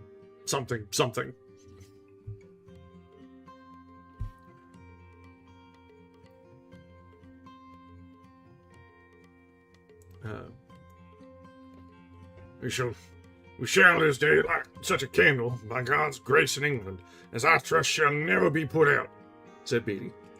Stoneman glanced over at the captain, as did Montag, startled. Beatty rubbed his chin. "A man named Latimer said that to a man named Nicholas Ridley, as they were being burnt alive at Oxford for heresy on October 16th, 1555. Montag and Stoneman went back to looking at the street as it moved under the engine wheels. "I'm full of bits and pieces," said Beatty. "Most fire captains have to be. Sometimes I surprise myself. Watch it, Stoneman!" Stoneman braked the truck. "Damn," said Beatty. "We're going right by the corner where we turn for the firehouse." Who is it? "Who would it be?" said Montag, leaning back against the closed door in the dark. His wife said at last, Well, put on the light. "I don't want the light." Come to bed. He heard her roll impatiently. The bed strings squealed. Are you drunk? She said. So it was the hand that started it all. He felt one hand and then the other work his coat free and let it slump to the floor. He held his pants out into an abyss and let them fall into darkness. His hands had been infected, and soon it would be his arms. He could feel the poison working up his wrists and into his elbows and his shoulders, and then the jump over from shoulder blade to shoulder blade like a spark, leaving a gap. His hands were ravenous, and his eyes were beginning to feel hunger, as if they must look at something, anything, everything. His wife said, What are you doing? He balanced in space, with the book in his sweating cold fingers. A minute later she said, Well, don't just stand there in the middle of the floor. He made a small sound. What? She asked. He made more soft sounds. He stumbled toward the bed and shoved the book clumsily under the cold pillow. He fell into bed and his wife cried out, startled. He lay far across the room from her, on Winter Island, separated by an empty sea. She talked to him for what seemed a long while, and she talked about this, and she talked about that, and it was only words, like the words he had heard once in a nursery at a friend's house. A 2-year-old child building word patterns, talking jargon, making pretty sounds in the air. But Montag said nothing. After a long while, when he only made the small sounds, he felt her move in the room and come to his bed, and stand over him and put her hand down to feel his cheek. He knew that when she pulled her hand away from his face, it was wet.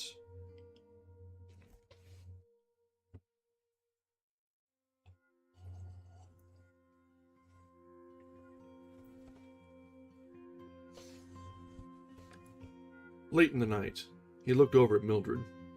She was awake. was a tiny dance of melody in the air. Her seashell was tamped in her ear again. She was listening to far people in far places. Her eyes wide and staring at the fathoms of blackness above her in the ceiling. Wasn't there an old joke with the wife who talked so much on the telephone that her desperate husband ran out to the nearest store and telephoned her to ask what was for dinner? Well, then, why didn't he buy himself an audio seashell broadcasting station and talk to his wife late at night? Murmur, whisper, shout, scream, yell! What would he whisper? What would he yell? What could he say? And suddenly, she was so strange he couldn't believe he knew her at all. He was in someone else's house. Like those other jokes being told of the gentleman drunk coming home late at night, unlocking the wrong door, entering a wrong room and betting with a stranger and getting up early and going to work, and neither of them the wiser. Millie, he whispered. What? I didn't mean to startle you. What I want to know is, well, when did we meet? And where? When did we meet for what? She asked. I mean, originally. He knew she must be frowning in the dark. He clarified it. The first time we ever met. Where was it and when? Why, it was at... She stopped. I don't know, said. He was cold. Can't you remember? It's been so long. Only 10 years, that's all. Only 10! Don't get excited. I'm trying to think. She laughed an odd little laugh that went up and up. Funny. How funny. Not to remember when you met your husband or wife. He lay, massaging his eyes, his brow and the back of his neck slowly. He held both hands over his eyes and applied a steady pressure there, as if to crush the memory into place. It was suddenly more important than any other thing in a lifetime that he know where he had met Mildred. It doesn't matter. She was up, in the bathroom now, and he heard the water running, and the swallowing sound she made. No, I guess not, he said. He tried to count how many times she swallowed. And he thought of the visit from the two zinc oxide-faced men with the cigarettes in their straight-lined mouths, and the electronic-eyed snake winding down into the layer upon layer of night and stone and stagnant spring water, and he wanted to call out to her, "How many have you taken tonight? The capsules! How many will you take later and not now and not know?" And so on, every hour. Or maybe not tonight, tomorrow night. And me, not sleeping tonight. Or tomorrow night. Or any night for a long while, now that this has started. And he thought of her lying on the bed with the two technicians standing straight over her, not met with concern, but only standing straight, arms folded. And he remembered thinking then that if she died, he was certain he wouldn't cry. For it would be the dying of an unknown, a street face. But at the thought of not crying at death, a silly, empty man near a silly, empty woman, while the hungry snake made her still more empty. How do you get so empty, he wondered. Who takes it out of you? And that awful flower the other day, the dandelion? It had summed up everything, hadn't it? What a shame. You're not in love with anyone. And why not? Well, wasn't there a wall between him and Mildred when you came down to it? Literally not just one wall, but so far 3. And expensive, too. And the uncles, the aunts, the cousins, the nieces, the nephews that lived in those walls. The gibbering pack of tree apes that said nothing, nothing, nothing, and said it loud, loud, loud. And you'd taken to calling them relatives from the very first. How's Uncle Louis today? Who? And Aunt Maud. The most significant memory he had of Mildred really was of a little girl in a forest without trees. How odd. Or rather, a little girl lost on a plateau where there used to be trees. You could feel the memory of their shapes all about, sitting in the center of the living room. The living room! What a good job of labeling that was! No matter when he came in, the walls were always talking to Mildred. Something must be done. Yes, something must be done. Well, let's not stand and talk. Let's do it! I'm so mad I could spit! What was it all about? Mildred couldn't say. Who was mad at whom? Mildred didn't quite know. What were they going to do? Well, said Mildred, wait around and see. He had waited around to see. A great thunderstorm of sound gushed from the walls. Music bombarded him at such an immense volume that his bones were almost shaken from their tendons. He felt his jaw vibrate, his eyes wobble in his head. He was a victim of a concussion. When it was all over, he felt like a man who had been thrown from a cliff, whirled in a centrifuge, and spat out over a waterfall that fell and fell into emptiness and never quite touched bottom. Never quite, no, not quite touched bottom. And you fell so fast you didn't touch the sides either. Never quite touched anything. The thunder faded. The music died. There, said Mildred. And it was indeed remarkable. Something had happened. Even though the people in the walls of the room had barely moved and nothing had really been settled, you had the impression that someone had turned on a washing machine or sucked you up in a gigantic vacuum. You drowned in music and pure cacophony. You came out of the room sweating and on the point of collapse. Behind him, Mildred sat in her chair and the voices went on again. Well, everything will be all right now, said an aunt. Oh, don't be too sure, said a cousin. Now, don't get angry. Who's angry? You are, Sam. You're mad. Why would I be mad? Because. That's all very well, cried Montague. But what are they mad about? Who are these people? Who's that man and who's that woman? Are they husband and wife? Are they divorced, engaged? What? Good God, nothing's connected up. They, said Mildred, well, they had this fight, you see. They certainly fight a lot. You should listen. I think they're married. Yes, they're married. Why? And if it was not the 3 walls soon to be 4 walls and the dream complete, there was the open car and Mildred driving 100 miles an hour across town, he shouting at her and she shouting back, and both trying to hear what was said, but hearing only the scream of the car. At least keep it down to the minimum, he yelled. What? She cried. Keep it down to 55, the minimum, he shouted. The what? She shrieked. Speed, he shouted. And she pushed it up to 105 miles an hour and tore the breath from his mouth. When they stepped out of the car, she had the seashells stuffed in her ears. Silence. Only the wind blowing softly. Mildred, he stirred in bed. He reached over and pulled the tiny musical insect out of her ear. Mildred. Mildred? Yes? Her voice was faint. He felt he was one of the creatures electronically inserted between the slots of the phonocolor walls, speaking, but the speech not piercing the crystal barrier. He could only pantomime, hoping she would turn his way and see him. They could not touch through the glass. Mildred, do you know that girl I was telling you about? What girl? She was almost asleep. The girl next door. What girl next door? You know, the high school girl. Clarice, her name is. Oh, yes, said his wife. I haven't seen her for a few days. 4 days, to be exact. Have you seen her? No. I've meant to talk to you about her. Strange. Oh, I know the one you mean. I thought you would. Her, said Mildred in the dark room. What about her? Asked Montague. I meant to tell you. Forgot. Tell me now. What is it?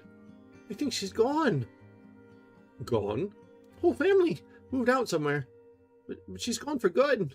I think she's dead. We couldn't be talking about the same girl. No, same girl. McClellan. Run over by a car 4 days ago.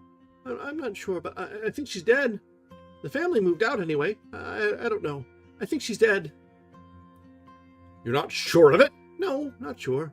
Pretty sure. Why didn't you tell me sooner? Forgot. 4 days ago! I forgot all about it. 4 days ago, he said, quietly lying there. They lay there, in the dark room, not moving, either of them. Good night, she said. He heard a faint rustle. Her hand moved, the electric thimble moved like a praying mantis on the pillow, touched by her hand. Now it was in her ear again, humming. He listened, and his wife was singing under her breath. Outside the house, a shadow moved. An autumn wind rose up and faded away. There was something else in the silence that he heard. It was like a breath exhaled upon the window. It was like a faint drift of greenish, luminescent smoke. The motion of a single, huge October leaf blowing across the lawn and away. The hound, he thought. It's out there tonight. It's out there now if I open the window. He did not open the window.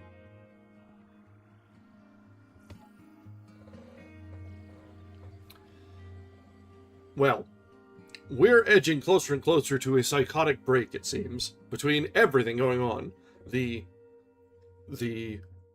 books pressing in.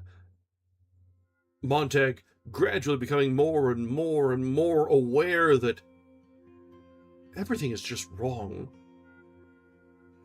And now with Clarice gone and presumably dead, or moved away if nothing else, his wife is not the most reliable of witnesses, there's not a whole lot that is holding him back. The conversation with Clarice really started his plunge and his awakening, but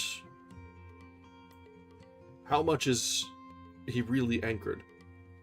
How much is left to hold him in place? Certainly not Mildred. They don't even remember where they met. Alright, we've got ads that are supposed to kick off in about 5 minutes, so let's go ahead and just fire those off a little early, because I don't know where the next break will be, and I'd rather not have to stretch it. So, we'll be back in just a couple minutes. Take the chance to stand up, stretch your legs, attend to your fuzzy friends, and we'll be back in just a little while after these ads are finished. Thanks.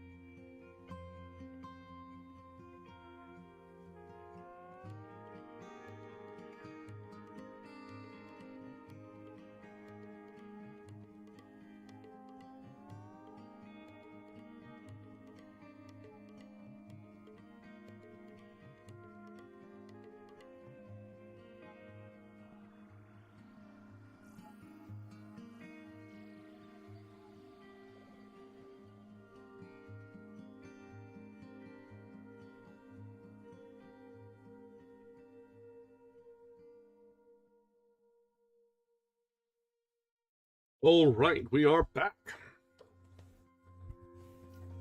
So, yeah, you're right. It can be surprising how little actually anchors us to the here and now. The relationships we have, the responsibilities we have, anything, really. When you boil it down, what really keeps us in place, what keeps us from drifting off. If you really take a good, solid look at it, it can be a lot less than you might ever have imagined. It can help you give a perspective, an idea of what's really important. All right, that's close enough to a midlife crisis for me for tonight. Let's get back to our reading.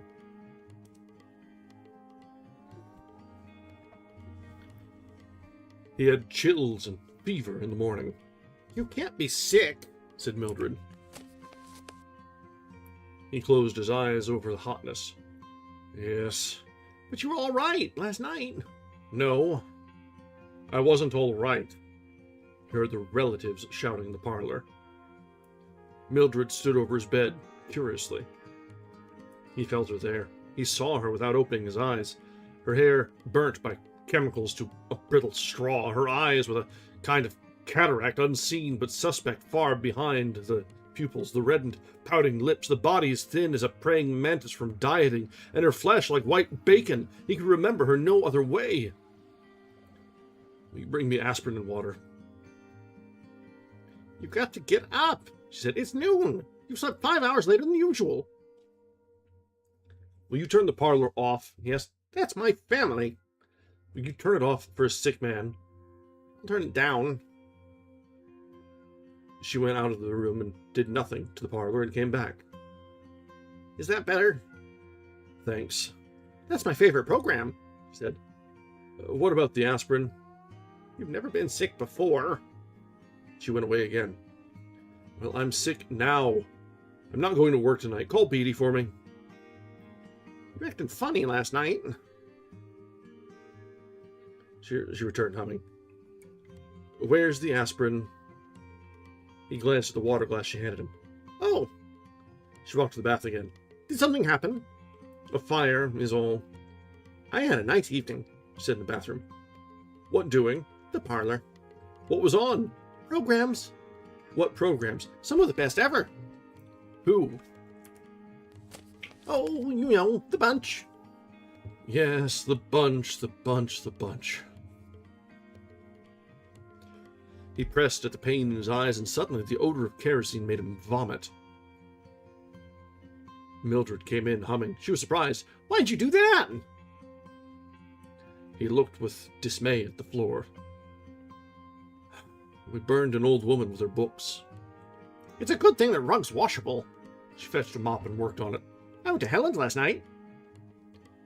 Couldn't you get the shows in your own parlor? Sure, but it's nice visiting. She went out into the parlor. He heard her sing. Mildred, he called. She returned, singing, snapping her fingers softly. Aren't you going to ask me about last night? He said. What about it? We burned 1,000 books. We burned a woman. Well? The parlor was exploding with sound. We burned copies of Dante and Swift and Marcus Aurelius. Wasn't he a European? Something like that. Wasn't he a radical? I never read him. He was a radical. Mildred fiddled with the telephone. You don't expect me to call Captain Beatty, do you? You must! Don't shout! I wasn't shouting. He was up in bed, suddenly enraged and flushed, shaking. The parlor roared in the hot air. I can't call him. I can't call him. Can't tell him I'm sick. Why? Because you're afraid, he thought. A child feigning illness, afraid to call because after a moment's discussion, the conversation would run to, Yes, Captain, I feel better already. I'll be in at 10 o'clock tonight. You're not sick, said Mildred. Montague fell back in bed. He reached under his pillow. The hidden book was still there. Mildred, how would it be if, well, maybe I quit my job a while? You want to give up everything? After all those years of working, because one night some woman in her books... You should have seen her, Millie. She's nothing to me. She shouldn't have had books. It was her responsibility. She should have thought of that. I hate her. She got you going, and next thing you know, we'll be out. No house, no job, nothing. You weren't there. You didn't see. There must be something in books. Things we can't imagine to make a woman stay in a burning house. There must be something there. You don't stay for nothing. She was simple-minded. She was as rational as you and I, more so perhaps, and we burned her. That's water under the bridge. No, not water. Fire. You ever seen a burned house? It smolders for days. Well, this fire will last me the rest of my life. God! I'm trying to put it out in my mind all night. I'm crazy with trying. You should have thought of that before becoming a fireman. What? He said. Was I given a choice? My grandfather and father were firemen. In my sleep, I ran after them. The parlor was playing a dance tune. This is the day you go on the early shift, said Mildred. You should have gone 2 hours ago. I just noticed. It's not just the woman that died, said Montag. Last night I thought about all that kerosene I've used in the past 10 years, and I thought about books, and for the first time I realized that a man was behind each one of the books. A man had to think them up. A man had to take a long time to put them down on paper, and I'd never even thought that before. He got out of bed. It took some man a lifetime, maybe. Put some of his thoughts down, looking around at the world and life, and then I come along in 2 minutes and boom! It's all over. Let me alone, said Mildred. I didn't do anything. Let you alone? That's all very well, but how can I leave myself alone? We need not be let alone. You need to be really bothered once in a while. How long is it since you were really bothered about something important, about anything real? And then he shut up. He remembered last week and the 2 white stones staring up at the ceiling and the pump snake with the probing eye and the 2 soap-faced men with the cigarettes moving in their mouths when they talked. But that was another Mildred. That was a Mildred so deep inside this one, and so bothered, really bothered, that the 2 women had never met. He turned away. Mildred said, Well, now you've done it. Out front of the house, look who's here. I don't care. There's a Phoenix car just drove up, and a man in a black shirt and with an orange snake stitched on his arm coming up the front walk. Captain Beatty? Said Captain Beatty. Montag did not move, but stood looking into the cold whiteness of the wall immediately before him. Go let him in, will you? Tell him I'm sick. Tell him himself. She ran a few steps away this way, a few steps that, and stopped, eyes wide, when the front door speaker called her name. Softly, softly. Mrs. Montag, Mrs. Montag, someone here, someone here. Mrs. Montag, someone's here. Fading. Montag made sure the book was well hidden behind the pillow, climbed slowly back into bed, arranged the covers over his knees and across his chest, half sitting, and after a while, Mildred moved and went out of the room, and Captain Beatty strolled in, his hands in his pockets. Shut the relatives up, said Beatty, looking around at everything except Montag and his wife. This time, Mildred ran. The yammering voices stopped yelling in the parlor. Captain Beatty sat down in the most comfortable chair with a peaceful look on his ruddy face. He took time to prepare and light his brass pipe and puff out a great smoke cloud.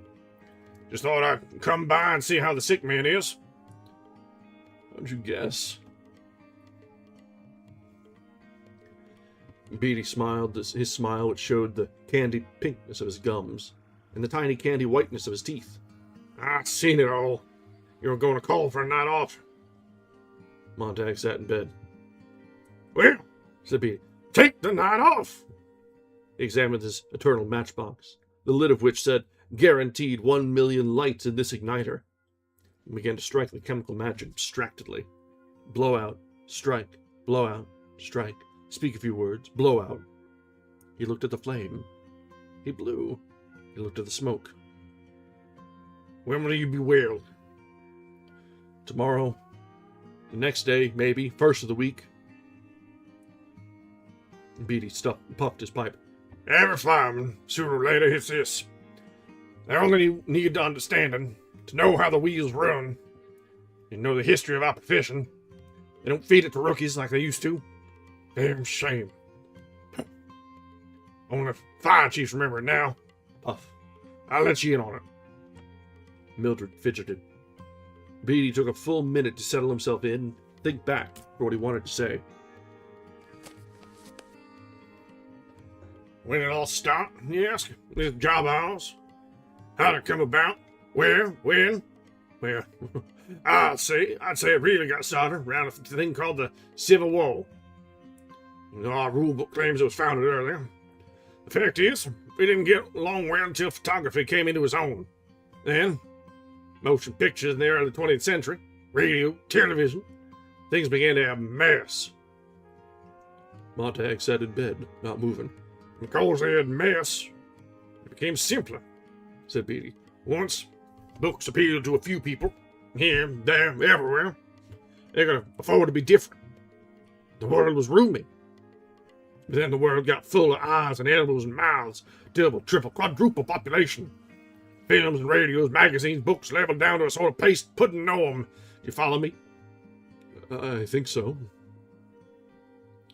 Beatty peered at the smoke pattern he had put out in the air. Picture it. 19th century man with his horses, dogs, carts, slow motion. Then, in the 20th century, speed up your camera. Books, cut shorter. Condensations, digests, tabloids, everything boiled down to the gag, the snap ending. Snap ending? Mildred nodded. Classics cut 15-minute radio shows, then cut again to fill a 2-minute book column, winding up at last as a 10 or 12-line dictionary resume. I exaggerate, of course. The dictionaries were for reference, but many were those whose sole knowledge of Hamlet, you know the title certainly, Montag. It's probably only a faint rumor of a title to you, Mrs. Montag, whose sole knowledge, as I say, of Hamlet, was a one-page digest in a book that claimed now at last you can read all the classics, keep up with your neighbors. Do you see? Out of the nursery into the college and back to the nursery. There's your intellectual pattern for the last 5 centuries or more. Mildred arose and began to move about the room, picking things up and putting them down. Beatty ignored her and continued.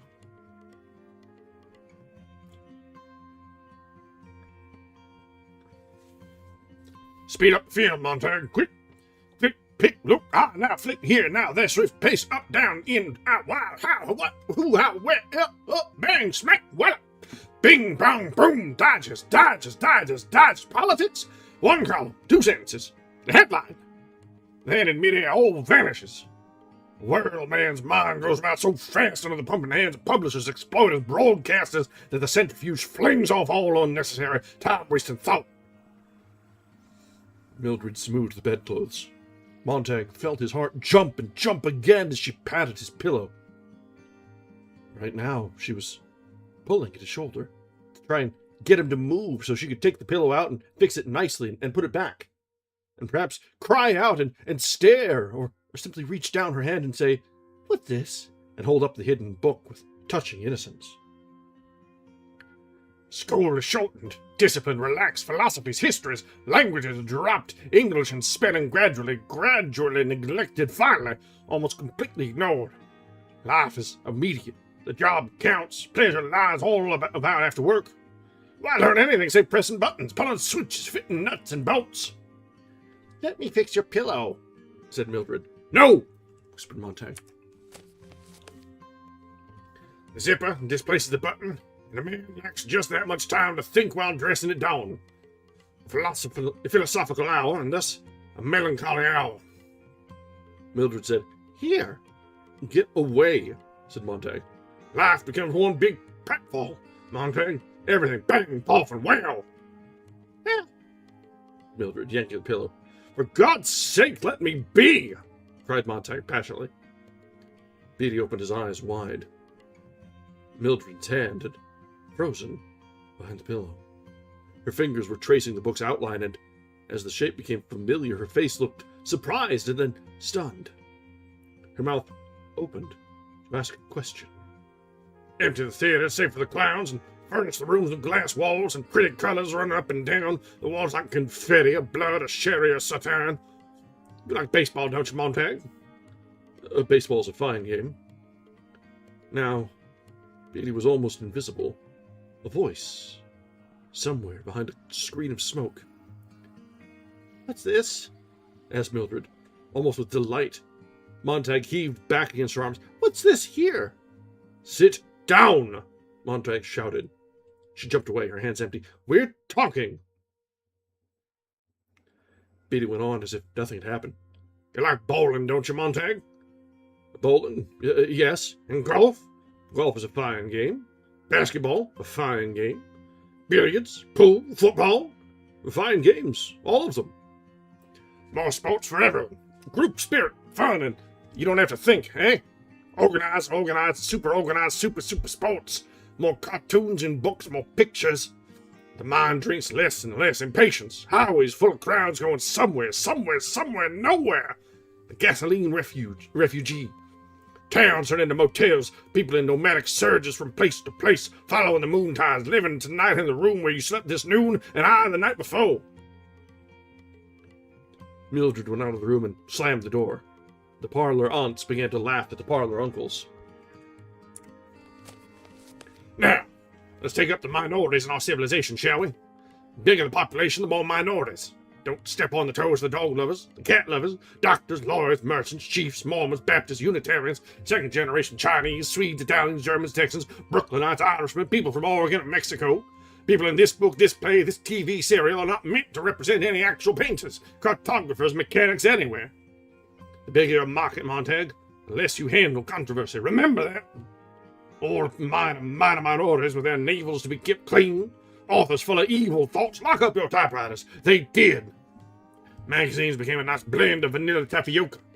Books, so the damn snobbish critics said, were dishwater. No wonder books stopped selling, the critics said, but the public, knowing what it wanted, spinning happily, let the comic book survive. And the three-dimensional sex magazines, of course. There you have it, Montag. It didn't come from the government down. There was no dictum, no declaration, no censorship to start with. No! Technology, mass exploitation, and minority pressure carried the trick, thank God. Today, thanks to them, you can stay happy all the time. You're allowed to read comics. The good old confessions of trade journals. "Yes, but what about the firemen, then?" asked Montag. Beatty leaned forward in the faint mist of smoke for his pipe. Were more easily explained and natural. The school turned out more runners, jumpers, racers, tinkers, grabbers, snatchers, flyers, and swimmers instead of examiners, critics, knowers, and imaginative creators. The word intellectual, of course, became the swear word it deserved to be. You always dread the unfamiliar. Surely you remember the boy in your own school class who was exceptionally bright, did most of the reciting and answering while the others sat like so many leaden idols, hating him. And wasn't it this bright boy you selected for beatings and tortures after hours? Of course it was. We must all be alike. Not everyone born free and equal as the Constitution says, but everyone made equal. Each man the image of every other. Then all are happy. For there are no mountains to make them cower, no judge themselves against. So, a book is a loaded gun in the house next door. Burn it. Take the shot from the weapon. Breach man's mind. Who knows who might be the target of the weather-red man? Me? I won't stomach him for a minute. And so when houses are finally fireproof completely all over the world, you were correct in your assumption the other night, there was no longer need of firemen for the old purposes. They were given a new job as custodians of our peace of mind, the focus of our understandable and delightful dread of being inferior, official censors, judges, and executors. That's you, Montag. That's me. The door to the parlor opened, and Mildred stood there looking at them, looking at Beatty, then at Montag. Behind her, the walls of the room were flooded with green and yellow and orange fireworks, sizzling and bursting to some music composed almost completely of trap drums, tom-toms, and cymbals. Her mouth moved, and she was saying something, but the sound covered it. Beatty knocked his pipe into the palm of his pink hand, studied the ashes as if there were a symbol to be diagnosed and searched for meaning.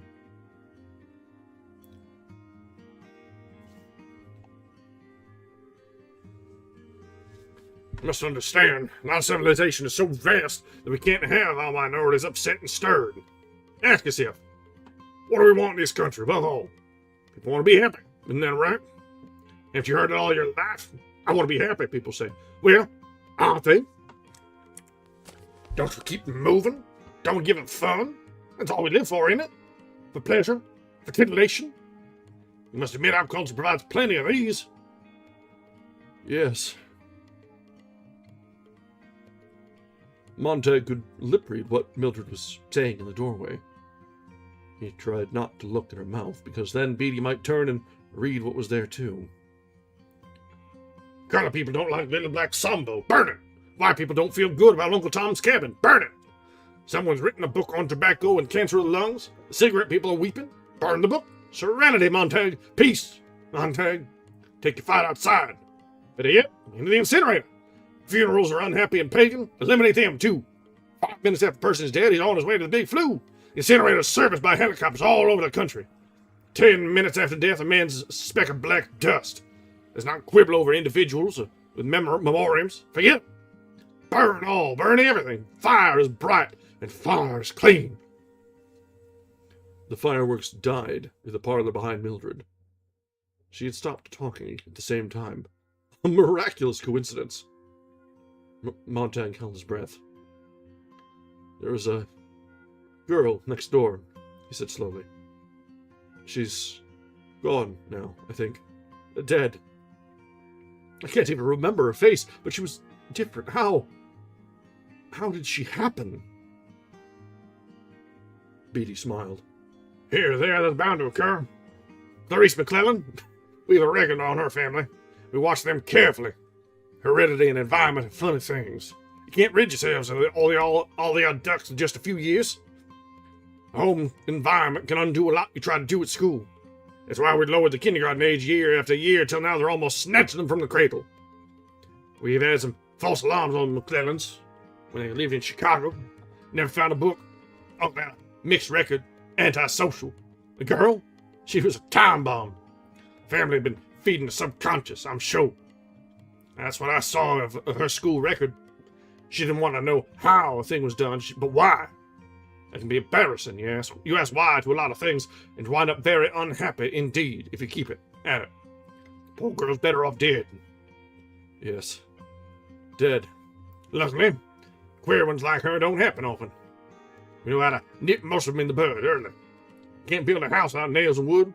If you don't want a house built, hide the nails and wood. If you don't want a man unhappy politically, don't give him two sides to question to worry him. Give him one. Better yet, give him none. Let them forget there is such a thing as war.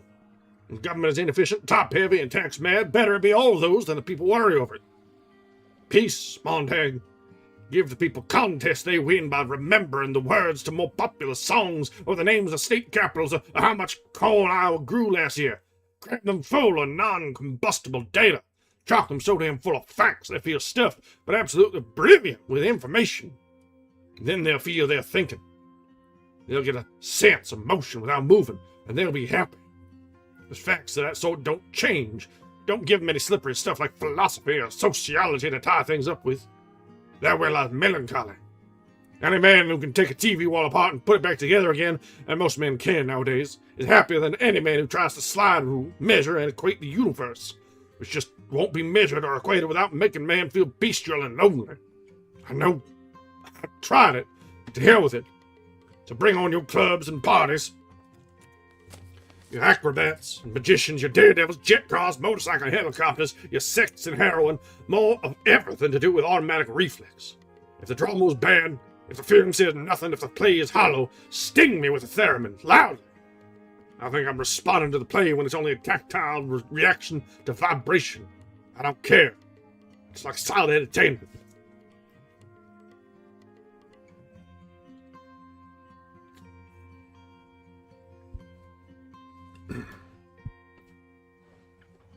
Beatty got up. I must be going. Lecture's over. Hope I clarified things. Important thing for you to remember, Montag, is we're the happiness boys. The Dixie duo, you and I and the others. We stand against the small tide of those who want to make everyone unhappy with conflicting theory and thought. We have our fingers in the dike. Hold steady. Don't let the torrent of melancholy and drear philosophy drown our world. We depend on you. Only you realize how important we are, to our happy world as it stands now. Beatty shook Montag's limp hand. Montag still sat, as if the house were collapsing about him. He could not move. In the bed. He could not move in the bed. Mildred had vanished from the door. One last thing, said Beatty. And he's once in his career, every fireman gets an itch. What does the book say, he wonders? Oh, to scratch that itch, eh? Well, Montag, take my word for it. I had to read a few in my time to know what I was about. And the books say nothing. Nothing you can teach or believe about non-existent people, figments of imagination if they're fiction. And if they're non-fiction, it's worse. One professor calling another an idiot, one philosopher screaming down another's gullet. All of them running about, putting out the stars and extinguishing the sun. And come away lost. Really, when a fireman accidentally, really not intending anything, takes a book home with him. Montag twitched. The open door looked at him with its great vacant eye. Natural error. Curiosity alone, said Beatty. We don't get over anxious or mad. Let the fireman keep the book 24 hours. If he hadn't burned it by then, we simply come burn it for him. Of course. Montag's mouth was dry. Well, Montag, you take another shift later today? Take another later shift today? Will we see you tonight, perhaps? I don't know, said Montag. What? Beatty looked faintly surprised. Montag shut his eyes. I'll be in later. Maybe. Certainly miss you if you didn't show, said Beatty, putting his pipe in his pocket thoughtfully. I'll never come in again, thought Montag. You will. Just keep well, said Beatty. He turned and went out through the open door. Well, once again, I am slapped upside the head with my poor choices in voice. I did not realize Beatty was going to have a whole chapter-long soliloquy there. That was the gruff voice works well for him, sure, but that was a lot. Good Lord.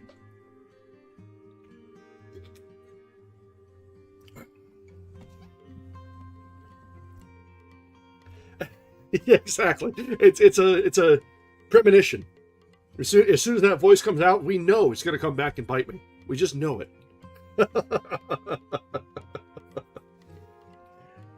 But that whole thing was thought-provoking. It's the evolution of society, and we can see similarities to it today. We see the push toward the TikTokification of media. Everything being in shorts, being bite-sized, smaller. The death of newspapers, the adding of ads and requiring subscriptions to get at any sort of news, and so no one reads the news. We get all of that. This is all pretty prescient, actually, of Bradbury, because it wasn't to this level when he was writing this. Sure, it was moving more toward like magazine columns and things like that. Yeah, this is the part where he was really, really getting into it. Because yeah, this all feels uncomfortably real. Sitting very, very close to home. And we're only a quarter of the way through the book. Like, we're at this point where the crisis is coming home to roost, and we're barely at the beginning. Yeah, so many do, and it's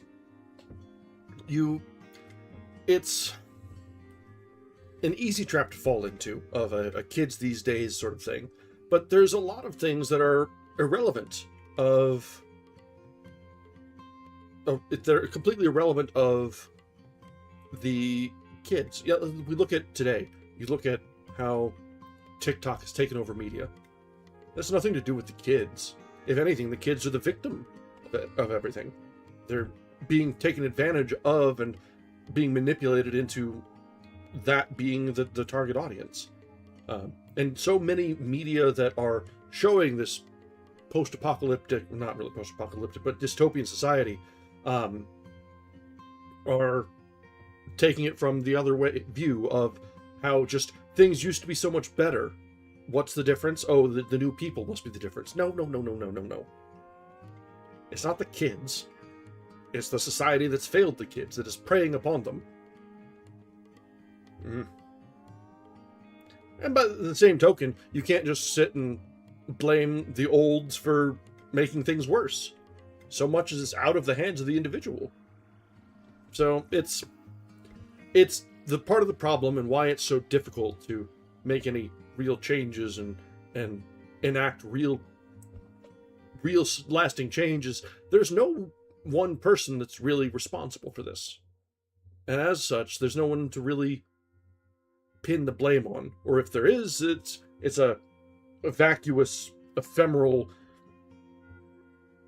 corporations, class, etc., that you can't really take to task for anything. So it's difficult. It is. All right, let's continue. We're very near to the end of the first chapter, if you would believe it.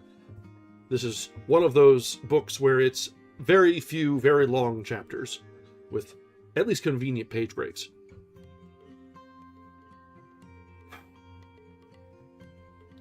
Montag watched through the window as Beatty drove away in his gleaming yellow flame-colored Beetle with the black char-colored tires. Across the street and down the way, the other houses stood with their flat fronts. What was it Clarice had said one afternoon? No front porches. My uncle says there used to be front porches, and people sat there sometimes at night, talking when they wanted to talk, rocking and not talking when they didn't want to talk. Sometimes they just sat there and thought about things, turned things over.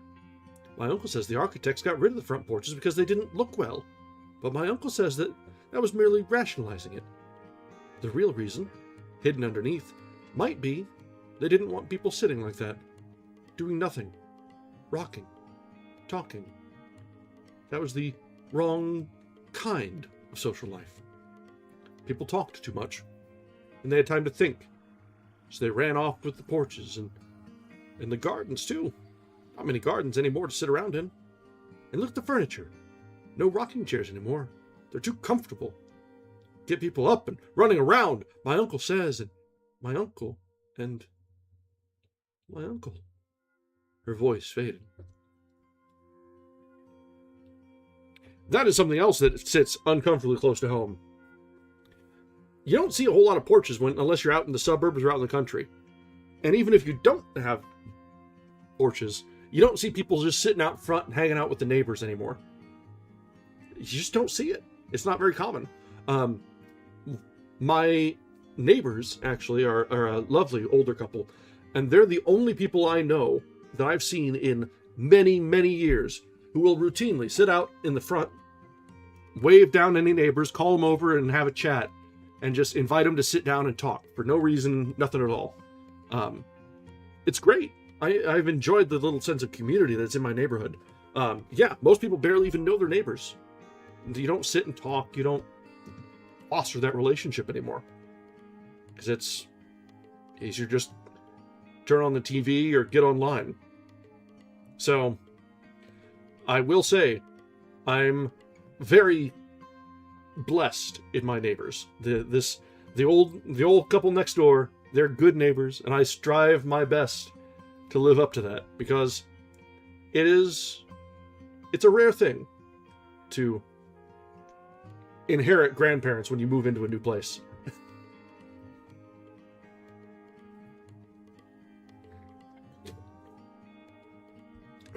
And yeah, none of us are perfect. And society pushes pressures on us. There's not really, like, there's too much to do. We're too busy to stand outside and do nothing. So, this is one of those books that we're going to have a lot of uncomfortable feelings as we get toward the end of chapters or at the end of our readings, because it's a lot of close to home. It's a carnival mirror. It looks familiar, but it's just warped and distorted just enough to make you feel things. Yeah, who has the time for socializing anymore? We've all got busy lives. We're working 40, 50 hours a week just to make ends meet. And then what do we do with the leftover time? We catch what little R&R we can find. Or we pick up a side gig.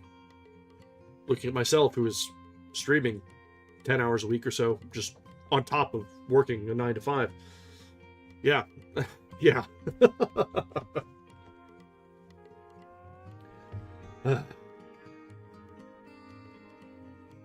All right. Let's continue. We got 3 pages left on this one. Montag turned and looked at his wife, who sat in the middle of the parlor, talking to an announcer, who in turn was talking to her. Mrs. Montag, he was saying. This, that, and the other. Mrs. Montag. Something else, and still another.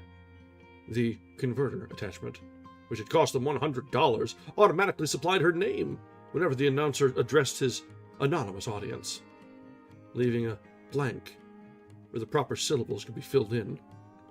The special spot Wavex scrambler also caused his televised image in the area immediately around his lips to mouth the vowels and consonants beautifully. He was a friend, no doubt of it, a good friend. Mrs. Montag. Now look right here. Her head turned, though she quite obviously was not listening. Montag said, It's only a step from not going to work today to not working tomorrow to not working at the firehouse ever again. You are going to work tonight, though, aren't you? Said Mildred. I haven't decided. Right now, I've got an awful feeling I want to smash things and kill things. Go take the beetle. No, thanks. The keys to the beetle are on the night table. I always like to drive fast when I feel that way. You get it up around 95 and you feel wonderful. And sometimes I drive all night and come back and you don't know it. It's fun out in the country. You hit rabbits. Sometimes you hit dogs. Go take the beetle. God. Damn! Okay. Mildred, I know you got issues, but you might just be a monster.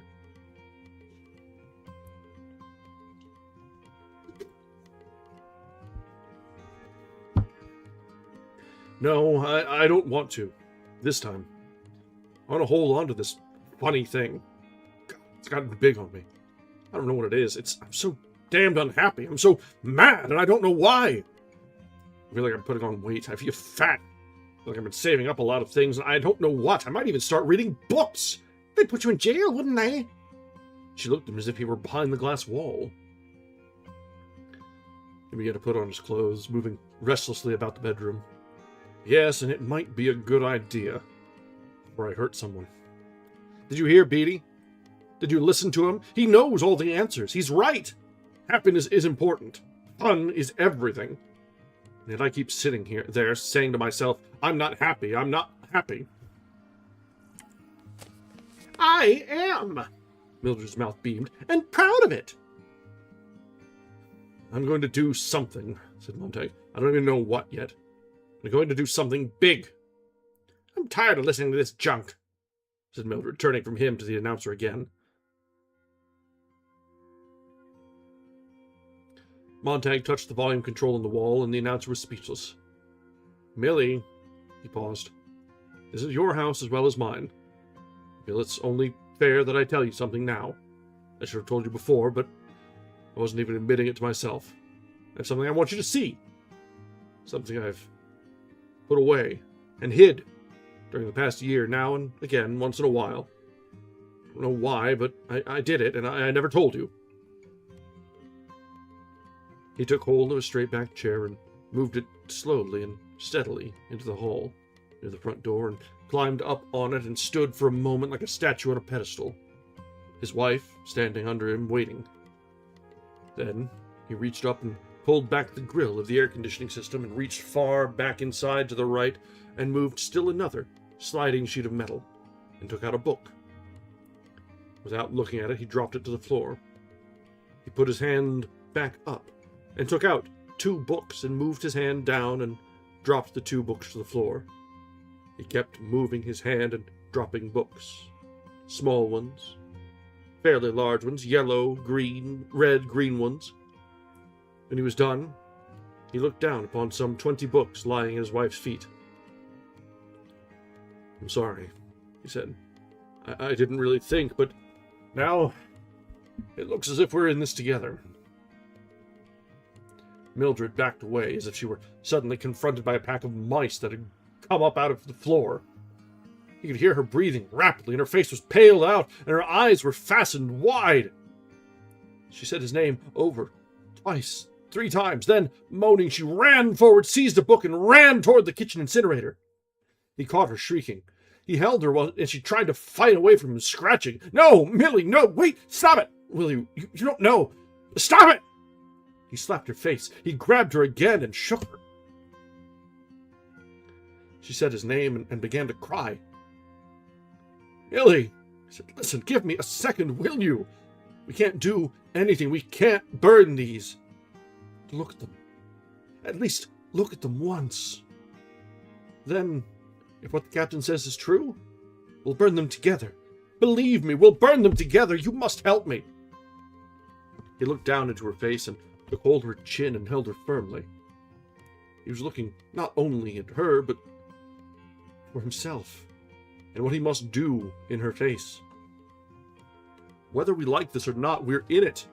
I've never asked for much from you in all these years, but I ask it now. I plead for it. We've got to start somewhere here. Figuring out why we're in such a mess. You and the medicine knights, and the car, and me and my work. We're heading right for the cliff, Millie. God, I don't want to go over. This isn't going to be easy. We haven't anything to go on, but maybe we can piece it out and figure it and help each other. I need you so much right now. I can't tell you. If you love me at all, you'll put up with this. 48 hours, that's all I ask. Then it'll be over. I promise. I swear. And if there's something here, just one little thing, a whole mess of things, maybe we can pass it on to someone else."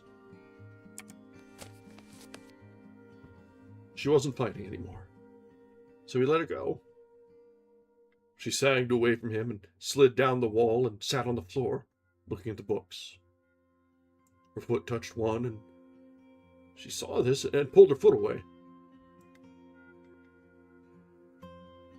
That woman the other night. Millie, you weren't there. You didn't see her face. And Clarice, you never talked to her. I talked to her. And men like Beatty are afraid of her. I can't understand it. Why should they be so afraid of someone like her? But I kept putting her alongside the firemen in the house last night, and I suddenly realized I didn't like them at all. And I didn't like myself at all anymore. And I thought, maybe it would be best if the firemen themselves were burnt. "Guy!" The front door voice called softly. "Mrs. Montag, Mrs. Montag, someone here, someone here. Mrs. Montag, Mrs. Montag, someone here." Softly. They turned to the stair at the door, and the books toppled everywhere in heaps. "Beatty," said Mildred. "It can't be him. He's come back," she whispered. The front door voice called again softly. "Someone here?" "We won't answer." Montag lay back against the wall and then slowly sank to a crouching position and began to nudge the books bewilderedly with his thumb, his forefinger. He was shivering. And he wanted to... he was shivering, and he wanted, above all, to shove the books up through the ventilator again. But he knew he could not face Beatty again. He crouched, and then he sat, and the voice of the front door spoke again, more insistently. Montag picked up a single small volume from the floor. Where do we begin? He opened the book halfway and peered at it. We begin by beginning, I guess. He'll come in, said Mildred, and burn us in the books. The front door voice faded at last. There was a silence. Montag felt the presence of someone beyond the door, waiting, listening, and the footsteps going away down the walk and over the lawn. Let's see what this is, said Montag. He spoke the words haltingly.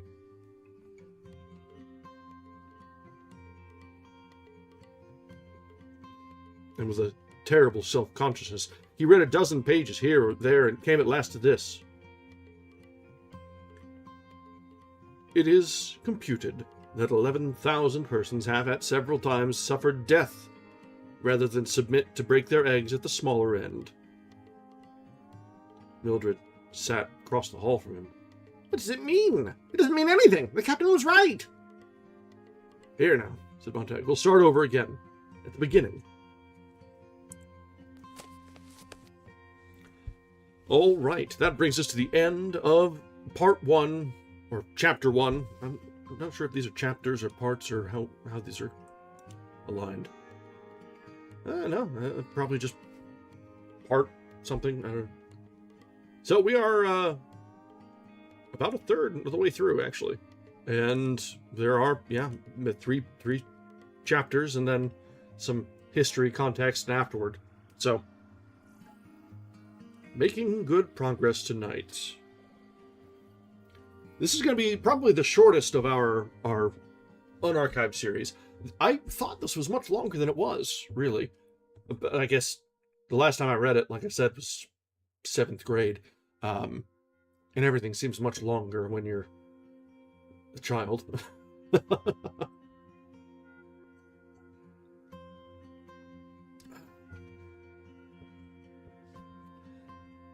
This is definitely the turning point, though. The part where it's a bit of a come to Jesus moment. You pull out the books from the hiding place in the wall, realize for so long how frequently Guy has been squirreling these away, just waiting for a day, waiting for that twinge, the nagging suspicion of something just wrong to come to the forefront. And all it took was a talkative teenage new neighbor to catch him out and realize that he's not quite like the other firemen. And then for her to vanish and the sudden gap, the unexplained opening where she was left to leave him wondering why and how. And then as a tipping point, someone who cared so much about her library to just burn along with it rather than be separated. I won't say that's little things that pile up, because there are a few very big things there, but it's the cracks in the wall are forming, and we're starting to see things all coming apart. All right, let's continue. We've got about 10 minutes until the next ad break, so we'll get through probably at least a good chunk of this and toward the next page break at least, and go from there. So, Chapter 2 of Fahrenheit 451, The Sieve and the Sand. They read the long afternoon through, while the cold November rain fell from the sky upon the quiet house. They sat in the hall because the parlor was so empty and gray-looking without its wall lit with orange and yellow confetti, and skyrockets, and women in gold mesh dresses, and men in black velvet pulling 100-pound rabbits from silver hats. The parlor was dead, and Mildred kept peering in at it with a blank expression as Montag paced the floor and came back and squatted down and read a page, as many as 10 times aloud. We cannot tell the precise moment when friendship is formed. As in filling a vessel drop by drop, there is, at last, a drop which makes it run over. So, in a series of kindnesses, there is at least one which makes the heart run over. Montag sat listening to the rain. Is that what it was in the girl next door? It's so hard to figure. She's dead. Let's talk about someone alive, for goodness' sake. Montag did not look back at his wife as he went trembling along the hall of the kitchen, where he stood a long time watching the rain hit the windows, where he came back down the hall in the grey light, waiting for the tremble to subside. He opened another book. That favorite subject, myself. He squinted at the wall. That favorite subject, myself. I understand that one, said Mildred. But Clarice's favorite subject wasn't herself. It was everyone else. And me. She was the first person in a good many years I've really liked. She was the first person I could remember who looked straight at me as if I counted. He lifted the 2 books. These men have been dead a long time, but I know their words point one way or another to Clarice. Outside the front door, in the rain, a faint scratching. Montag froze. He saw Mildred thrust herself back to the wall and gasp, Someone at the door! Why doesn't the door voice tell us? I shut it off. Under the doorsill, a slow, probing sniff. An exhalation of electric steam. Mildred laughed. It's only a dog. That's what. You want me to shoo him away? Stay where you are. Silence. The cold rain falling, and the smell of blue electricity blowing under the locked door. Let's get back to work, said Montag quietly. Mildred kicked at a book. Books aren't people. You read and I look all around, but there isn't anybody. He stared at the parlor. It was dead and gray as the waters of an ocean that might teem with life if they switched on the electronic sun. Now, said Mildred, my family is people. They tell me things. I laugh. They laugh. And the colors. Yes, I know. And besides, if Captain Beatty knew about those books, she thought about it. Her face grew amazed and horrified. He might come and burn the house and the family. That's awful. Think of our investment. Why should I read? What for? What for? Why? Said Montag. I saw the damnedest snake in the world the other night. It was dead, but it was alive. I could see, but it couldn't see. You want to see that snake? It's an emergency hospital where they filed a report on all the junk the snake got out of you. Would you like to go and check their file? Maybe you'd look under Guy Montag, or maybe under fear or war. Would you like to go to that house that burnt last night and rake ashes for the bones of the woman who set fire to her own house? What about Clarice McClellan? Where do we look for her? The morgue? Listen! The bombers crossed the sky and crossed the sky over the house, gasping, murmuring, whistling like an immense, invisible fan circling in emptiness. Jesus God! Said Montag. Every hour, so many damn things in the sky! How in the hell did those bombers get up there every second of our lives? Why doesn't someone want to talk about it? We've started and won 2 atomic wars since 2022. Excuse me, what? Is it because we're having so much fun at home we've forgotten the world? Is it because we're so rich and the rest of the world's so poor and we just don't care if they are? I've heard rumors. The world is starving, but we're well fed. Is it true the world works hard and we play? Is that why we're hated so much? I've heard the rumors about hate, too, once in a long while over the years. Do you know why? I don't, that's sure. Maybe the books can get us half out of the cave. They just might stop us from making the same damn insane mistakes. I don't hear those idiot bastards in your parlor talking about it. God, Millie, don't you see? An hour a day, 2 hours with these books, and maybe... The telephone rang. Millie snatched the phone. Anne, she laughed. Yes, the White Cloud's on tonight. Montag walked to the kitchen and threw the book down. Montag said, "You're really stupid. Where do we go from here? Do we turn the books in? Forget it." He opened the book to read over Mildred's laughter.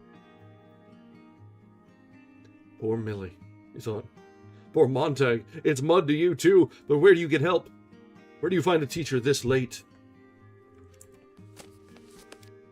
Hold on.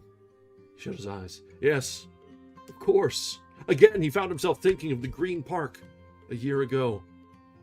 The thought had been with him many times recently, but now he remembered how it was that day. In the city park, he had seen that old man in the black suit hide something quickly in his coat. The old man leapt up as if to run, and Montag said, "Wait! I haven't done anything," cried the old man, trembling. "No one said you did."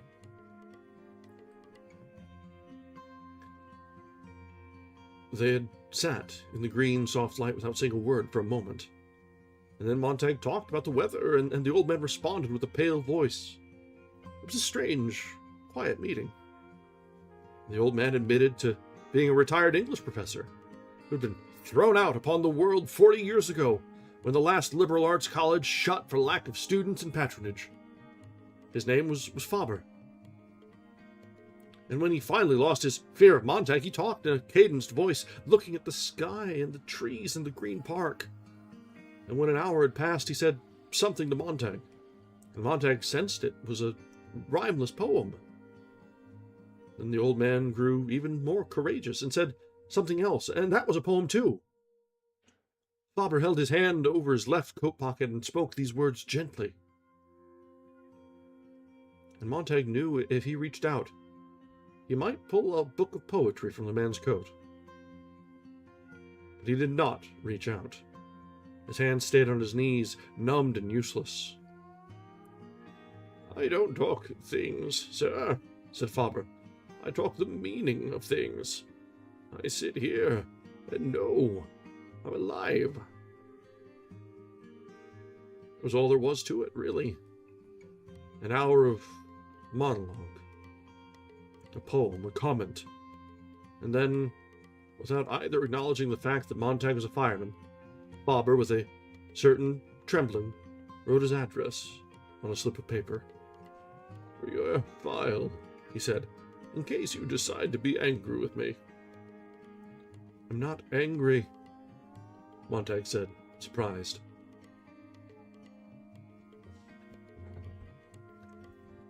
All right. So, we've got ads coming up in just about a minute, so let's decompress a little bit. Before we have about another hour left in us tonight, but let's think about this for a little bit. There's things happening constantly with this book. There's distractions. There's the society is going on and on and on about the people are blinded to everything that's going on. And through it all, Montag is stumbling in the dark, working through memories, pieces of memory, ideas. Yeah, this is... There's so much of this that it strikes close to home. It fits that, like, we recognize the people in the books as people in our own lives. Maybe even ourselves. Like, the whole anti-intellectualism that has taken root and taken hold, the being well read as being an insult, the book learnings, the fear and distrust of science, everything feels so familiar. All right, ads are starting in a few seconds, so we'll let them go. Let that thought sink in for a moment, that we're not any better after all. That's a terrible way to end on the ads. So, we'll be back in just a bit.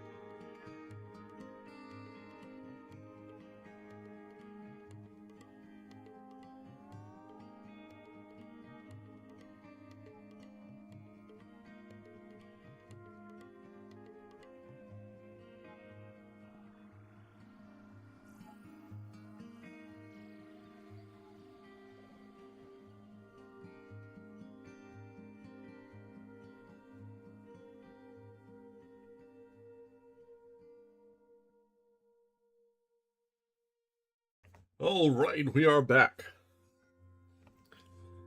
So, as we were saying, this second chapter is where things are really, the conflict is coming into play. The first chapter was a lot of introductions of characters and concepts, the idea that society is falling apart.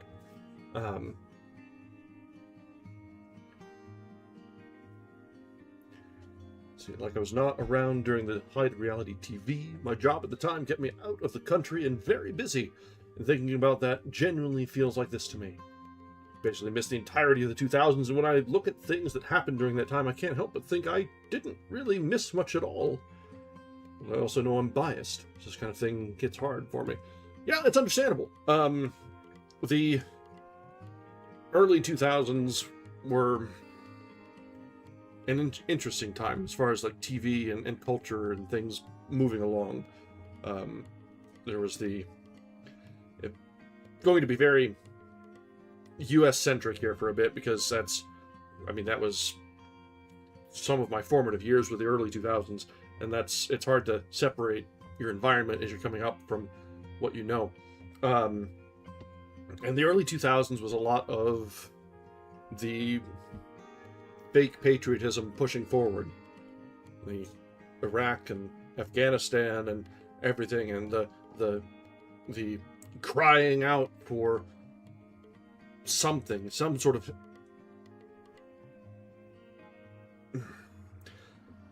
something to change, something to push on. And there was constantly the betrayals that we saw and felt. Nothing was really, no progress was being made. And if you were watching, if you were paying attention, it was a betrayal of the government against the people. It was a betrayal of society against itself. It was people turning and being the worst to their neighbors instead of being the best they could be to each other. So it was tough, and there wasn't a whole lot of creativity at the time. There was a lot of, as you mentioned, a lot of reality TV. Survivor was it. There was the Survivor, Big Brother. There was all those things. We saw some few sitcoms and things like that, but by and large, it was slop being fed up for people to be fed, pre-digested, and everything. You get pieces of media that are pre-chewed, ready for easy assimilation, no thought required. Yeah, sure, TV's always been stupid. Reality TV is so much more than that. But then we also saw, around that time, the shift of news to being the 24-hour news cycle. The cable news networks, the always-on the news channels. And that becomes talking heads. That becomes making stories out of things to fill the hours. And that's a mess. It's a mess of a mess of a mess.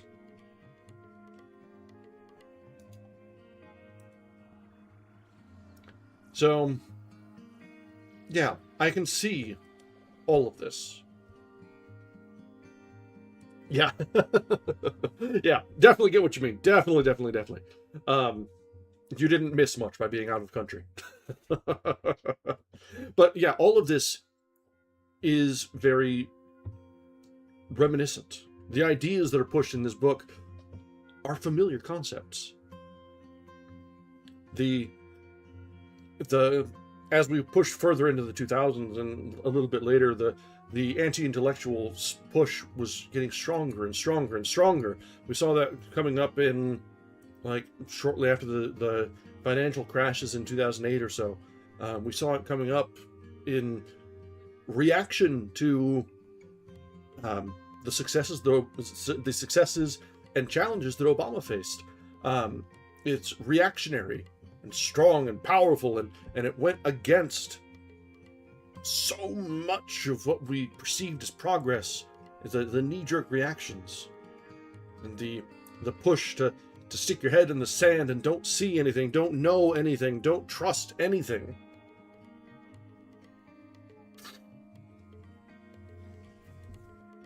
I need more to drink if we're getting maudlin like this.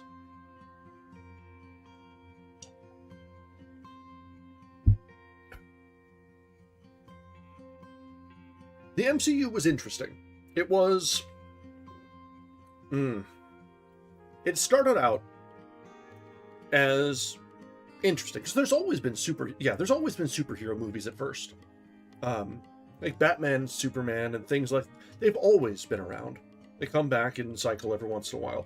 But then, when it really took off, when the MCU took root and became the cultural phenomenon that it was for those, 5 years of manic activity? Yeah. That is fair. That was a bit of a surprise there. Some of the casting choices, without the benefit of being there for it, would leave you scratching your head in wonder. Johnny Storm twice, yeah. Oh, those poor Fantastic Four movies. They were all god-awful. So bad. I don't think I've seen the most recent one, but I don't think I have it in me. I don't think I do. They just did so badly, so often.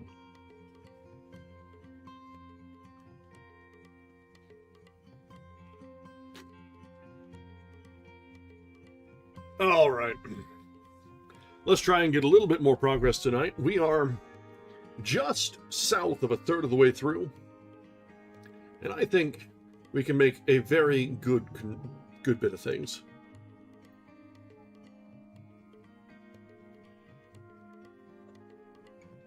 See, okay, before I go back to that actually makes makes a lot of sense. Because, Iron Man, and so Iron Man was awesome when I was a kid. There was a cartoon show version of it, and it was fantastic. But Stark, as a character, alcoholic mess of a man, which, makes the casting make perfect sense. Don't hold it against him. He put his life back together after having problems. So good on him. Yeah. But yeah, you're right. Not saying it's bad casting, it's just very surprising. Thought he was done, thought he was just gone, not going to have a career ever again. And then all of a sudden, he's the biggest man on the big screen for years. And now it's coming back. Christ almighty. Ay, ay, ay. All right. I need to focus up.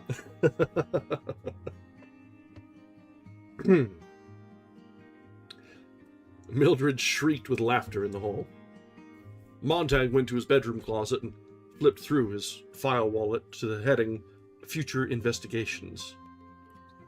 Faber's name was there. He hadn't turned it in, and he hadn't erased it. He dialed the call on a secondary phone. The phone on the far end of the line called Faber's name 12 times before the professor answered, in a faint voice. Montag identified himself and was met with a lengthy silence. Yes, Mr. Montag. Professor Faber, I have a rather odd question to ask. How many copies of the Bible are left in this country? I don't know what you're talking about. I want to know if there are any copies left at all. This is some sort of trap. I can't talk to just anyone on the phone. How many copies of Shakespeare and Plato? None. You know as well as I do, none. Barbara hung up.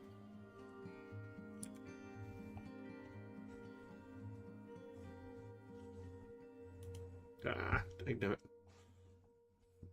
Cat's moving things around and clicked out of focus on the screen. There we go. Montag put down the phone. None. A thing he knew, of course, from the firehouse listings. But somehow, he had wanted to hear it from Father himself. In the hall, Mildred's face was suffused with excitement. Well, the ladies are coming over. Montag showed her a book. This is the Old and New Testament, and Don't start that again. it might be the last copy in this part of the world.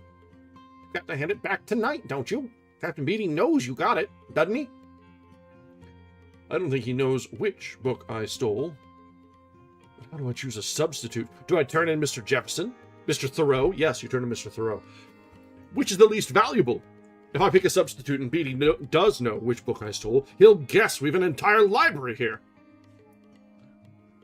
Mildred's mouth twitched. See what you're doing? You'll ruin us. Who's more important, me or that Bible? She was beginning to shriek now, sitting there like a wax doll melting in its own heat. He could hear Beatty's voice. Sit down, Montag. Watch. Delicately, like the petals of a flower. Like the first page, like the second. Each becomes a black butterfly. Beautiful, eh? Like the third page. From the second and so on. Chain smoking, chapter by chapter. All the silly things the words mean, all the false promises, all the second-hand notions and time-worn philosophies. There sat Beatty, perspiring gently, the floor littered with swarms of black moths that had died in a single storm. Mildred stopped screaming as quickly as she started. Montag was not listening. There's only one thing to do, he said, sometime before tonight, and I give the book to Beatty. I've got to have a duplicate made.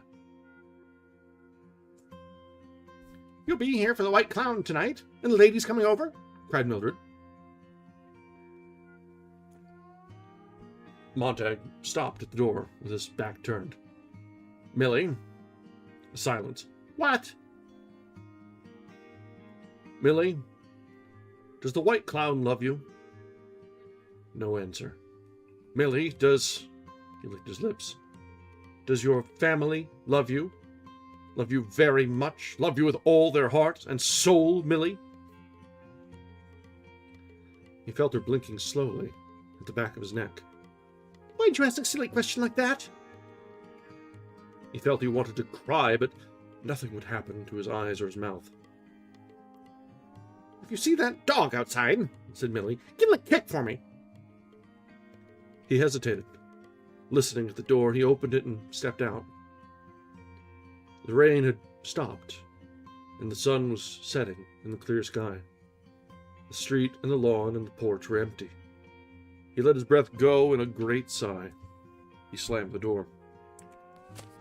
He was on the subway. I'm numb, he thought. When did the numbness really begin in my face, in my body? Tonight I kicked the pill bottle in the dark, like kicking a buried mine. The numbness will go away, he thought. It'll take time, but I'll do it. Or Father will do it for me. Someone, somewhere will give me back the old face and the old hands the way they were. Even the smile, he thought. The old, burnt-in smile. That's gone. I'm lost without it. The subway fled past him. Cream tile, jet black, cream tile, jet black, numerals in darkness, more darkness, and the total adding itself. Once, as a child, he had sat upon a yellow dune by the sea, in the middle of the blue and hot summer day, trying to fill a sieve with sand. Because some cruel cousin had said, fill this sieve and you'll get a dime. And the faster he poured, the faster it sifted through with a hot whispering.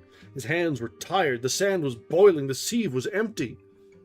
Seated there in the midst of July without a sound, he felt the tears move down his cheeks. Now, as the vacuum underground rushed him through the dead cellars of town, jolting him, he remembered the terrible logic of that sieve. And he looked down and saw he was carrying the Bible open. There were people in the suction train, but he held the book in his hands, and the silly thought came to him. If you read fast and read all, maybe some of the sand will stay in the sieve. But he read, and the words fell through. And he thought, In a few hours, there will be Beatty, and here will be me handing this over.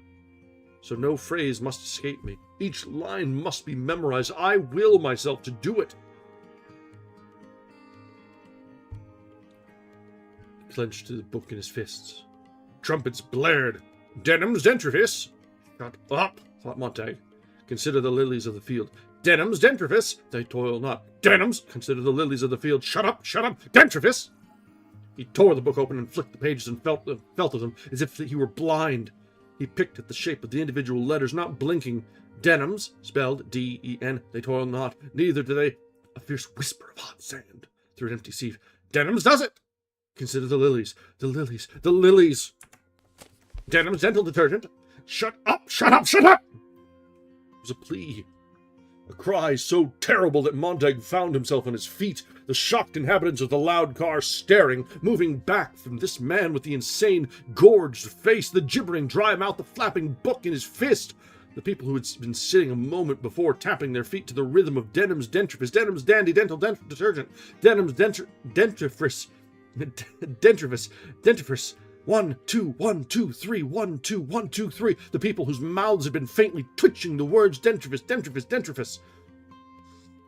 The train radio vomited upon Montague in retaliation a great ton-load of music made in tin, copper, silver, chromium, and brass. The people were pounded into submission. They did not run. There was no place to run.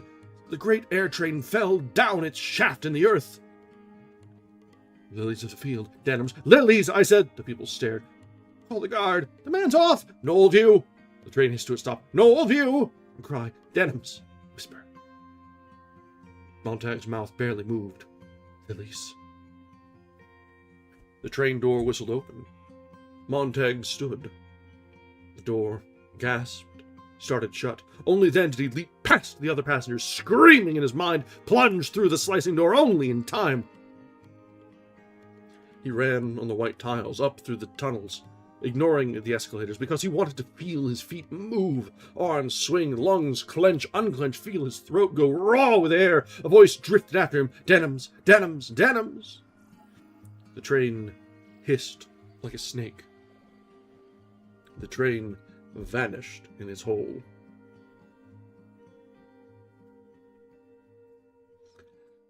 There is something about this that you realize how infrequent, how rare it is to have true quiet anymore. Actual quiet. I was taking a walk through the park yesterday, and there was, you could hear the cars going by. You could hear planes overhead. Nothing is quiet. You can never have actual silence anymore. You can't be alone with your thoughts. Man, that's depressing, isn't it? There's never any real peace. It's a wonder any of us can sleep at all.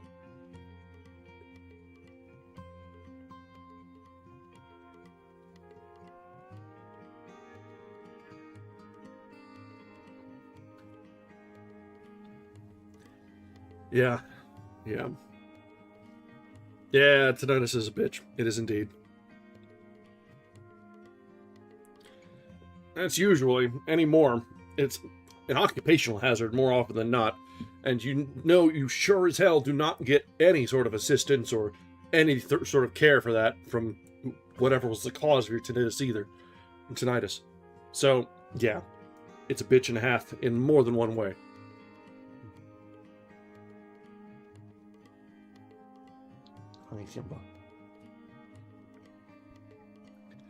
All right. Who is it? Montague out here. What do you want? Let me in. I haven't done anything. I'm alone, damn it. You swearing? I swear.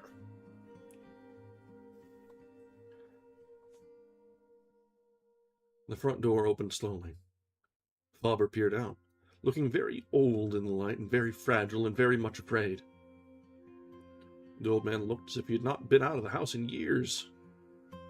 He and the white plaster walls inside were much the same. There was white in the flesh of his mouth and his cheeks, and his hair was white, and his eyes had faded with white in the vague blueness there. Then his eyes touched on the book under Montag's arm, and he did not look so old anymore, and not quite as fragile. Slowly his fear went.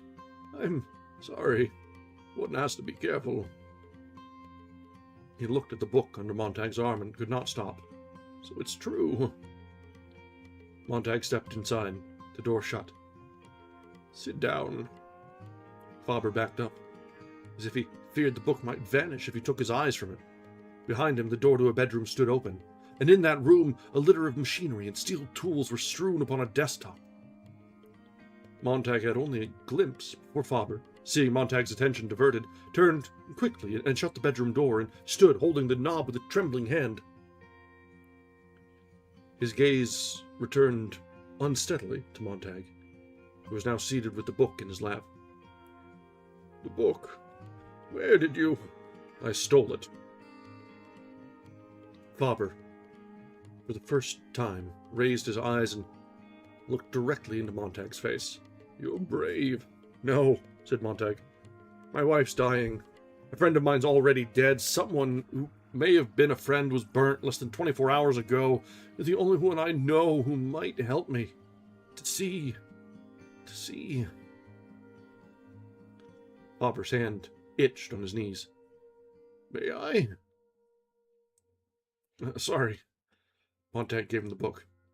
"It's been a long time. I'm not a religious man, but it's been a long time." Faber turned the pages, stopping here and there to read. "It's as good as I remember. Lord, have they changed it in our parlors these days? Christ is one of the family now. I often wonder if God recognizes his own son the way we've dressed him up. Or has it dressed him down? He's a regular peppermint stick now, all sugar, crystal, and saccharin, when he isn't making veiled references to certain commercial products that every worshipper absolutely needs." Faber sniffed the book. "Do you know that books smell like nutmeg or some spice from a foreign land? I loved to smell them when I was a boy. Lord, there were a lot of lovely books once, before we let them go." Faber turned the pages. Mr. Montag, you are looking at a coward. I saw the way things were going a long time back. I said nothing. I'm one of the innocents who could have spoken up and out when no one would listen to the guilty. I did not speak, and thus became guilty myself. When finally they set the structure to burn the books using the firemen, I grunted a few times and subsided. But there were no others grunting or yelling with me by then. Now, it's too late. Faber closed the Bible. "Well, suppose you tell me why you came here." "Nobody listens anymore. I can't talk to the walls because they're yelling at me. I can't talk to my wife. She listens to the walls. I just want someone to hear what I have to say. And maybe, if I talk long enough, it'll make sense. I want you to teach me to understand what I read."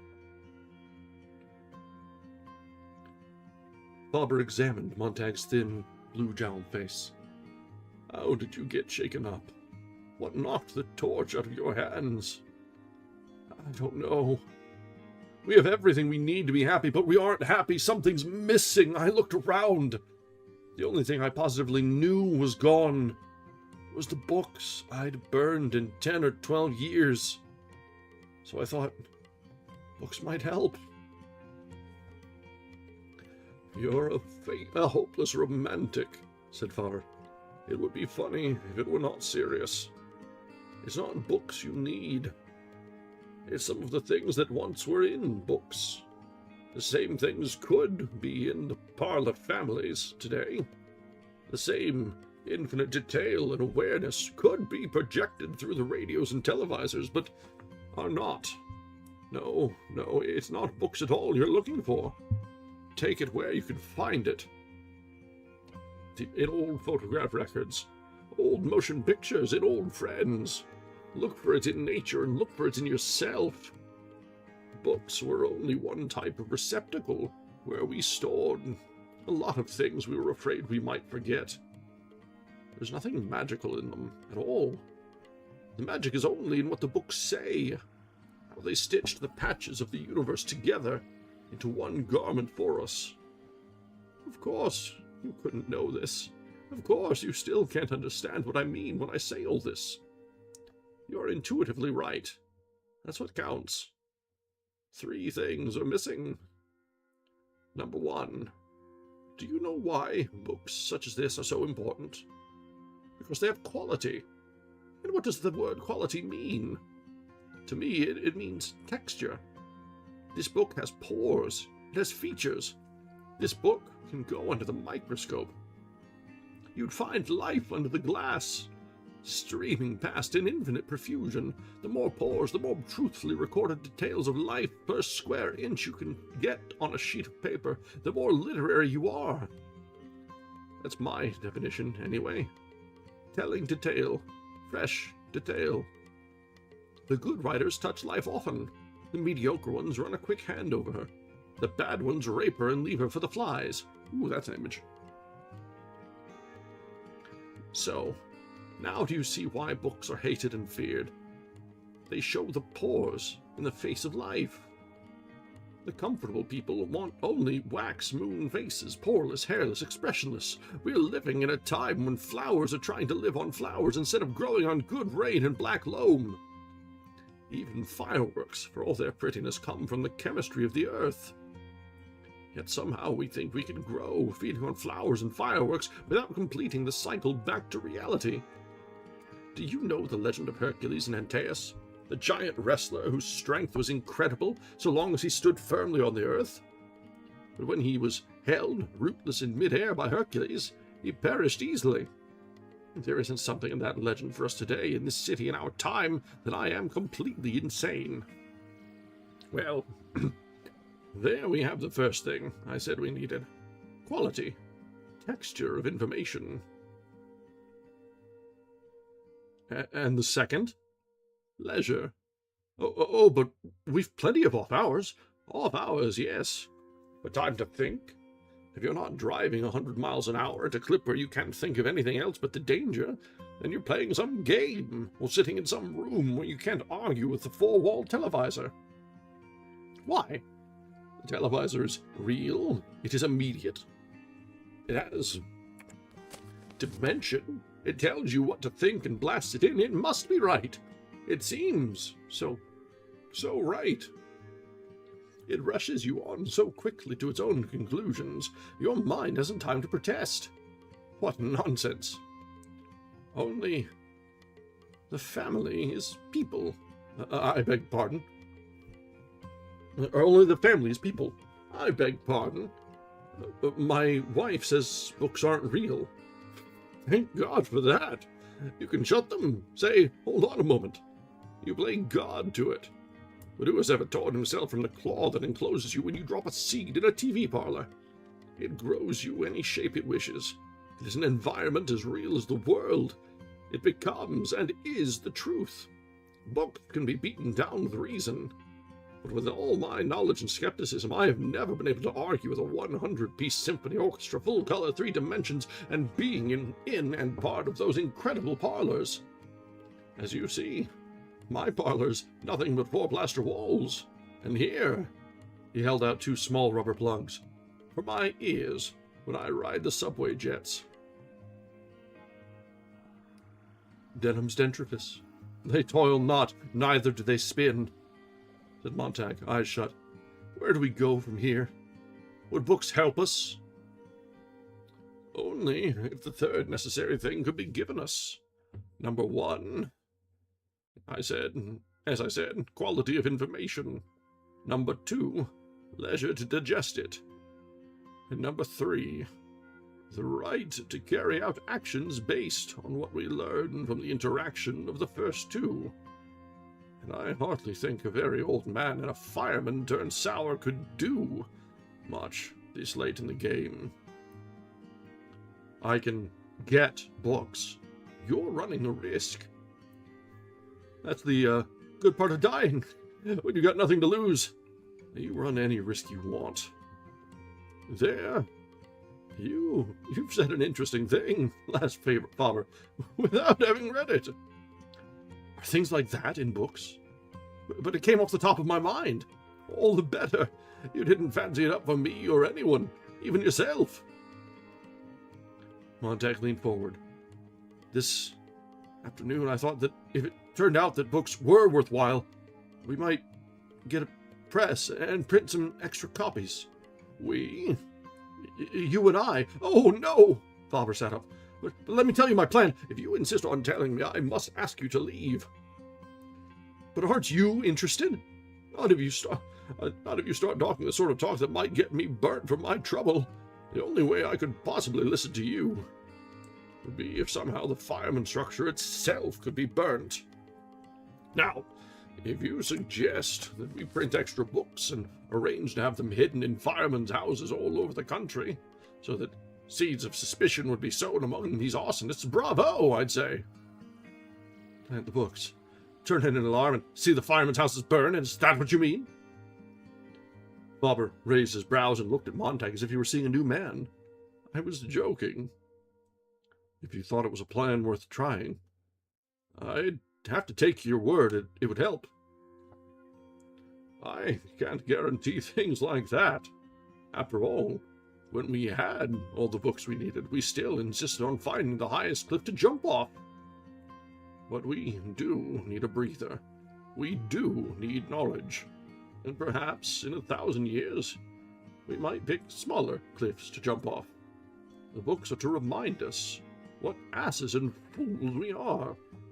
They're Caesar's Praetorian Guard, whispering as the parade rolls down the avenue. Remember, Caesar, thou art mortal. Most of us can't rush around, talk to everyone, know all the cities of the world. We haven't time, money, or that many friends. The things you're looking for, Montag, are in the world.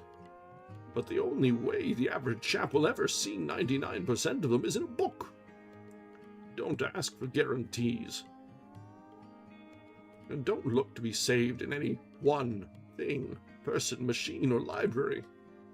Do your own bit of saving. And if you drown, at least die knowing you are headed for shore. Faber got up and began to pace the room. Well, asked Montag, you're absolutely serious? Absolutely. It's an insidious plan, if I do say so myself.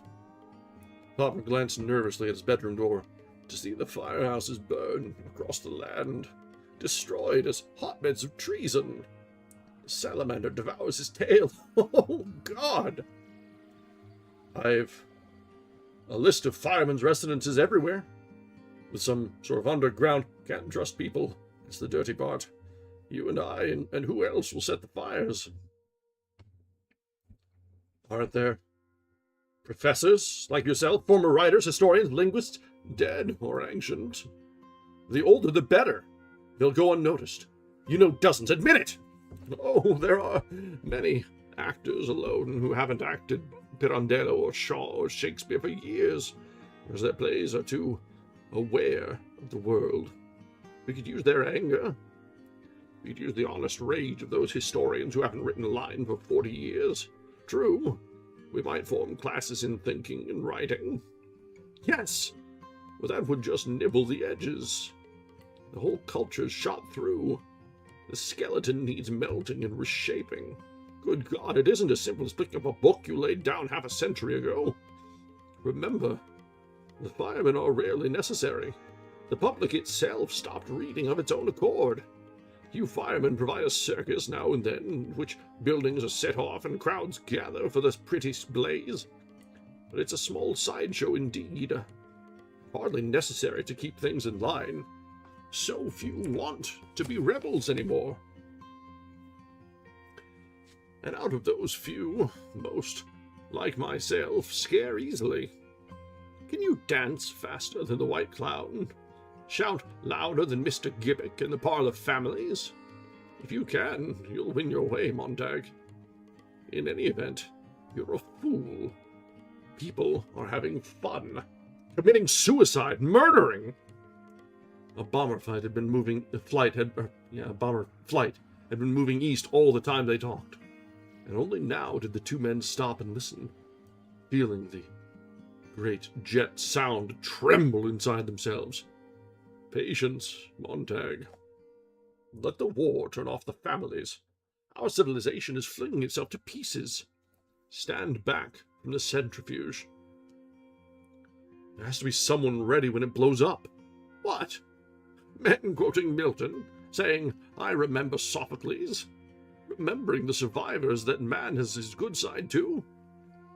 They will only gather up their stones to hurl at each other, Montag. Montag, go home. Go to bed. Why waste your final hours racing against your cage, denying you're a squirrel? Then you don't care anymore? I care so much I'm sick. But you won't help me. Good night. Good night. Montag's hands picked up the Bible. He saw what his hands had done, and he looked surprised. Would you like to own this? Fabre said, I'd give my right arm. He stood there and waited for the next thing to happen. His hands, by themselves, like two men working together, began to rip the pages from the book. The hands tore the flyleaf, and then the first, and then the second page. Idiot! What are you doing?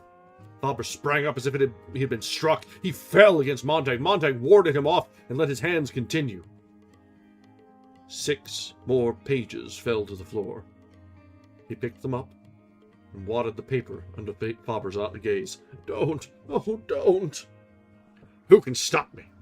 I'm a fireman. I can burn you. The old man stood looking at him. You wouldn't. I could. The book. Don't tear it anymore. Fabre sank into a chair, his face very white, his mouth trembling. Don't make me feel any more tired. What do you want? I need you to teach me. All right. All right. What, Simba?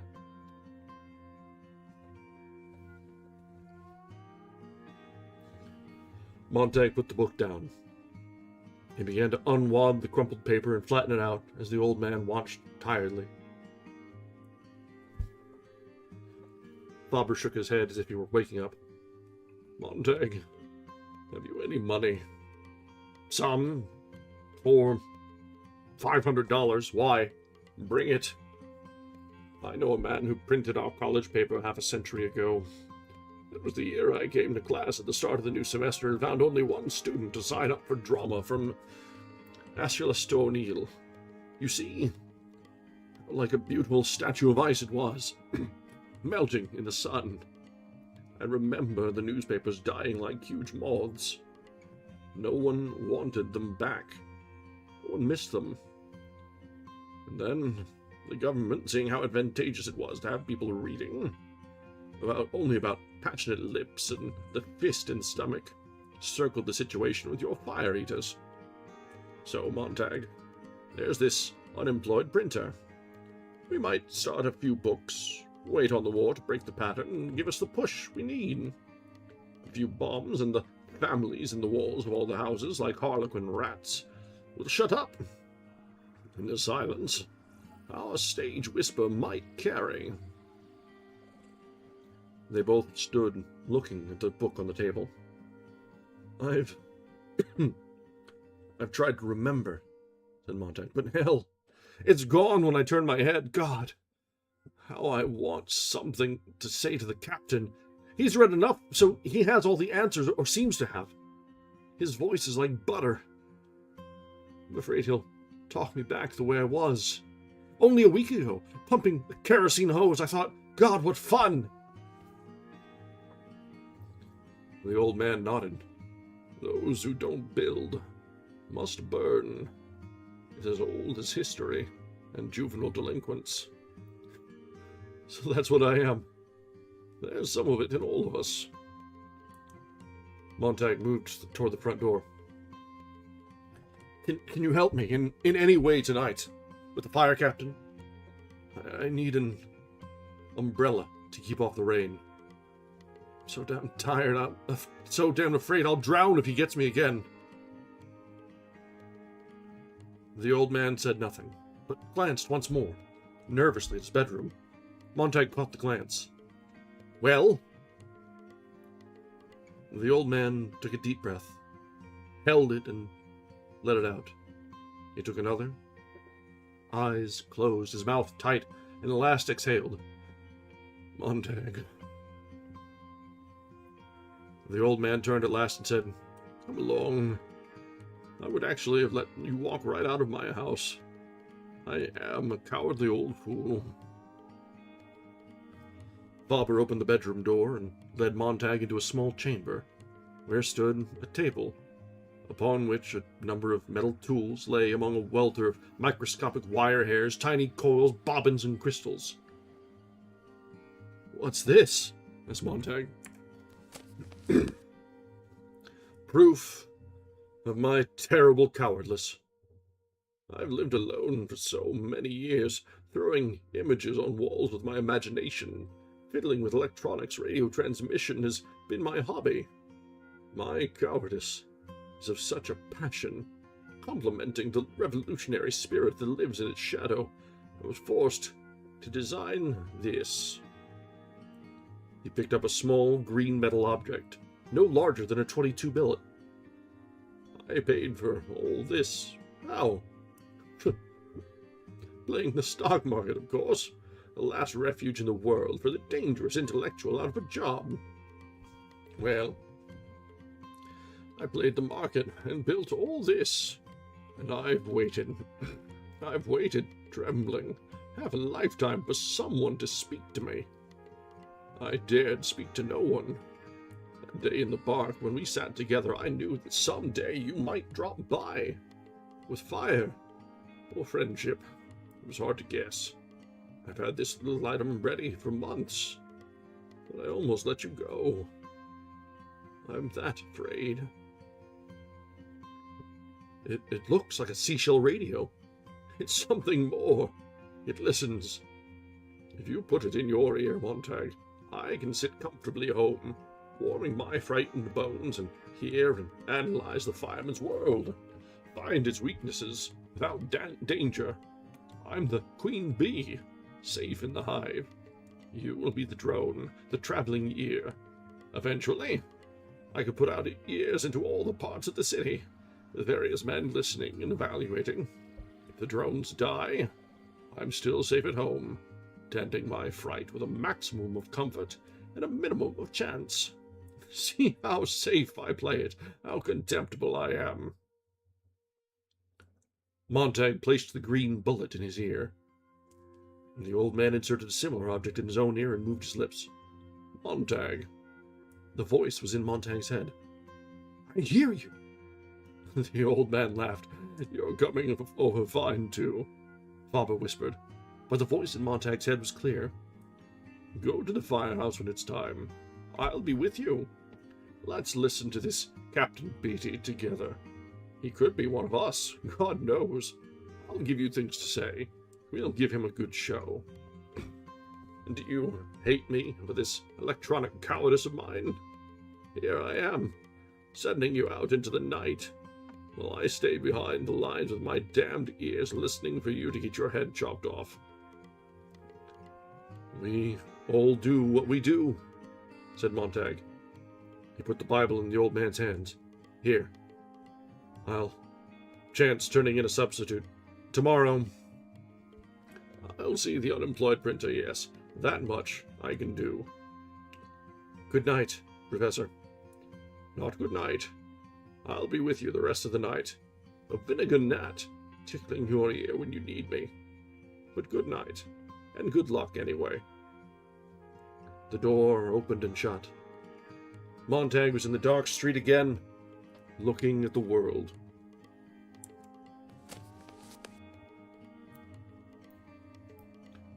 I kind of expected it to turn out like that when, as soon as he was brought up as the the old man in the park. I'm like, okay, yeah, this is how this is going to turn out. But it is interesting to see the perspective. As always, this was written in quite a while ago, and as such, a lot of the technological things are the wild imaginings of an author. Yeah, Chekhov's old man.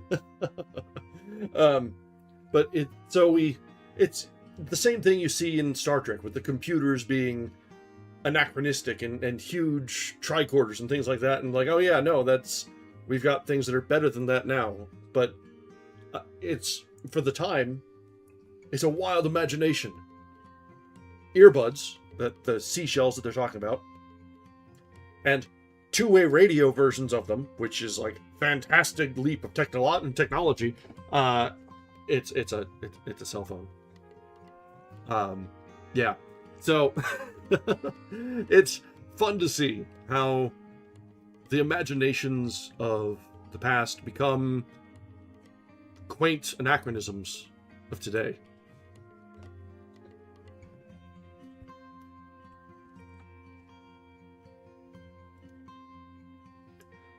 All right, let's see. We've got about 10 minutes till ads, so let's go ahead and get through a little bit more. We can get through at least this next one of these. I was trying to remember when they really started, because there was the AirPods and things were kind of the first wireless versions. Now they're everywhere. Before that, there were the ones that were wired, but were still the itty bitty ones that were like in-ear headphones. That was probably early 2000s when the ones that were in-ear were really starting to take off. I'd say in the 90s it was still almost all over-ear still, right? They might have been small or like little headsets, but still the over-ear style. Yeah, having 3.5 millimeter were nice. Was having a few versions of your own around, because you never knew which ones were good, which ones were bad. There's good old auxiliary ports, you can use them for all sorts of things. Yeah. I miss those.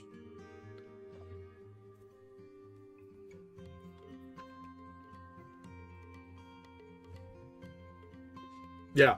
I actually liked those better for a long time. I preferred the small ones that would clip over the ear but were still over ear. I didn't trust the in-ear ones, whether it be I didn't like cleaning them off, or it just didn't feel right, or it felt like they would fall out, or whatever. I trusted the over-ear ones so much more. So that's just all I would use for a long time. I finally gave up and have a pair of earbuds, but there's still something about it. Like my headset now is a full over-the-ear, whole over-the-ear setup, because I mean it's good to shut out external sound that way. All right, let's try and get through this next section. If we keep yapping, we're gonna miss out on it. You could feel the war getting ready in the sky that night. The way the clouds moved aside and came back. The way the stars looked. 1 million of them swimming between the clouds like the enemy discs. And the feeling that the sky might fall upon the city and turn it into chalk dust. And the moon go up in red fire. That was how the night felt.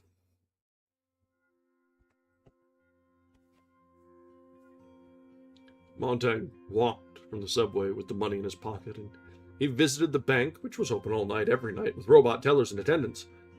And as he walked, he was listening to the seashell radio in one ear. We have mobilized 1 million men. Quick victory is ours if the war comes. Music flooded over the voice quickly, and it was gone. 10 million men mobilized, Bobber's voice whispered in his other ear. But say 1 million. It's happier. Bobber? Yes? I'm not thinking. I'm just doing like I'm told, like always. You said get the money, and I got it. I didn't really think of it myself. When do I start working things out on my own? You've started already by saying what you just said. You'll have to take me on faith. I took the others on faith, yes, and look where we're headed. You'll have to travel blind for a while. Here's my arm to hold on to. I don't want to change sides and just be told what to do.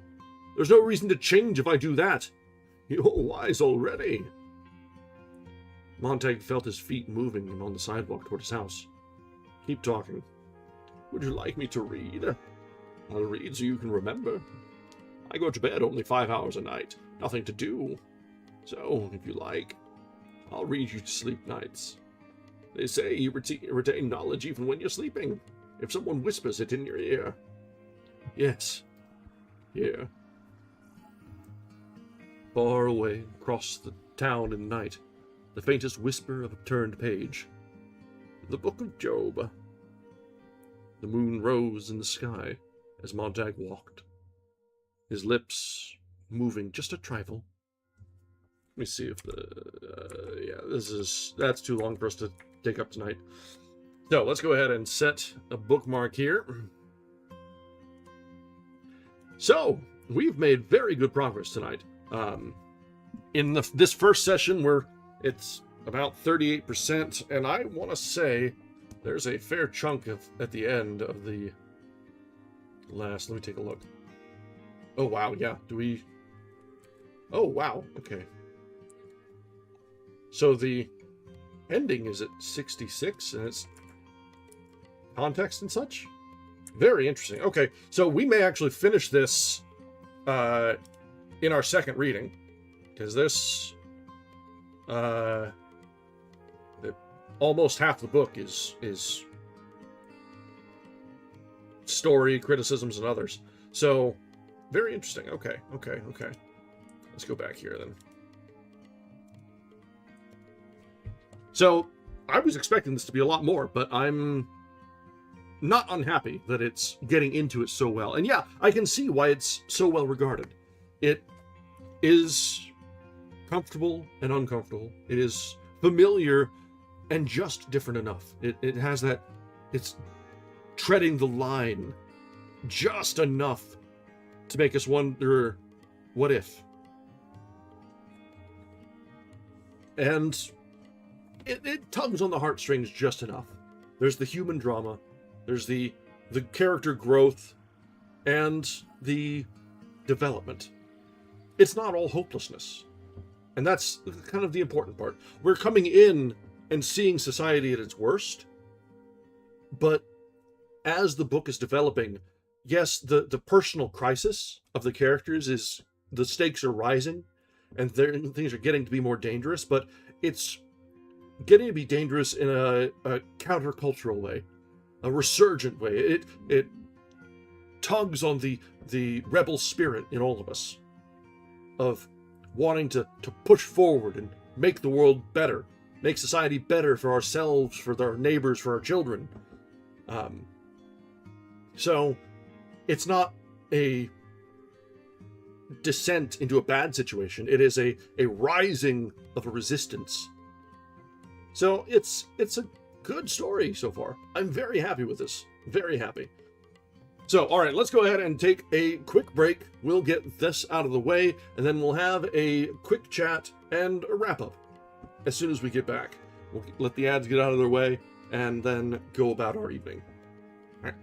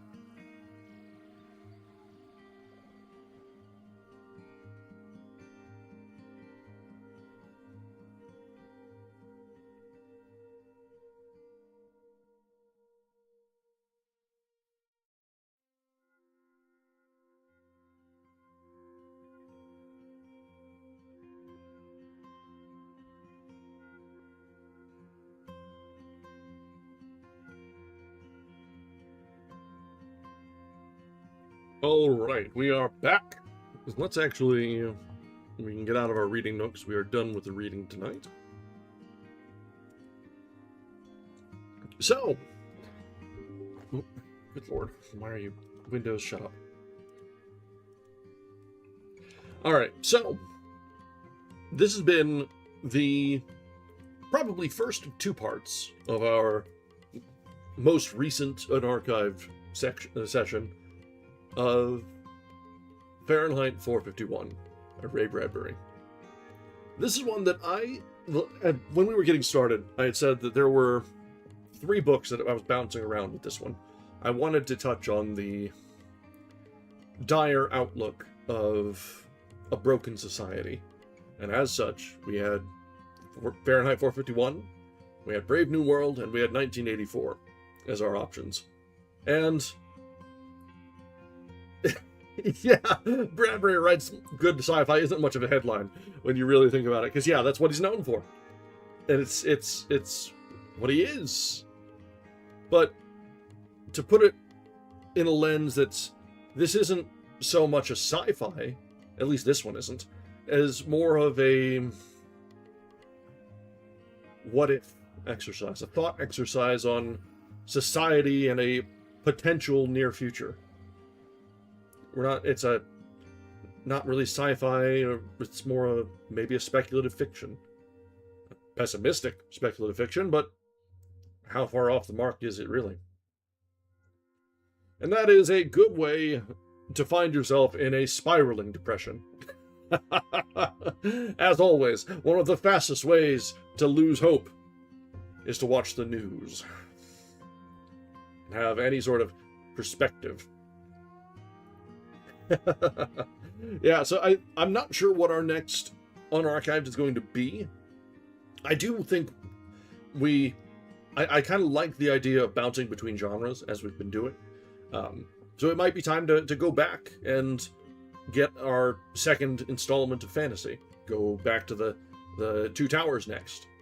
And then we'll start the loop over again. We'll do fantasy, sci-fi, what we did, fantasy, sci-fi, horror, and now other. That might work. The other is a very big catch-all category, but I could see us getting some very good things in this other category. We've got Orwell. We've got there's so many just good books out there. So, as we're getting into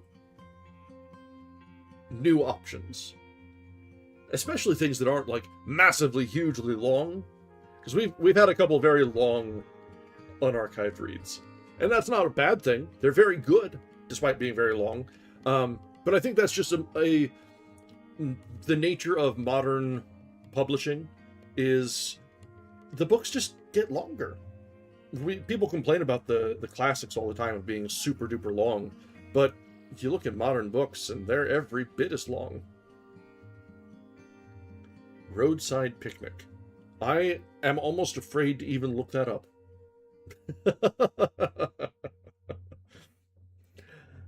But I'm not difficult to trick, let's be honest here. I take most recommendations at face value.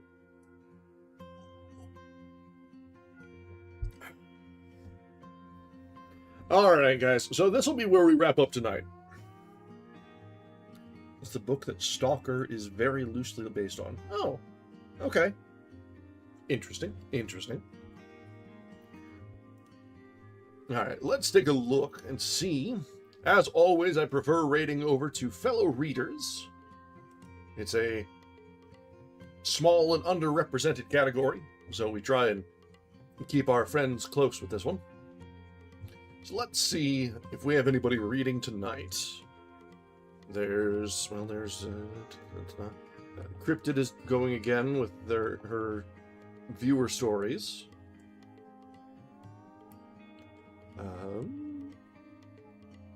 It's another rerun.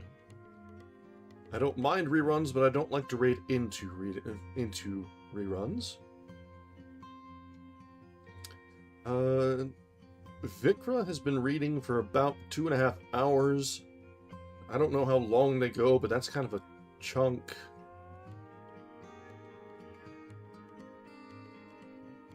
Let's see.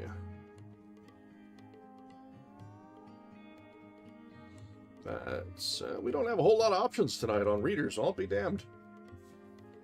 We kind of it's hit or miss always. Sometimes we do really well and sometimes not. Let me take the filter off and just see if there's anybody that catches my eye.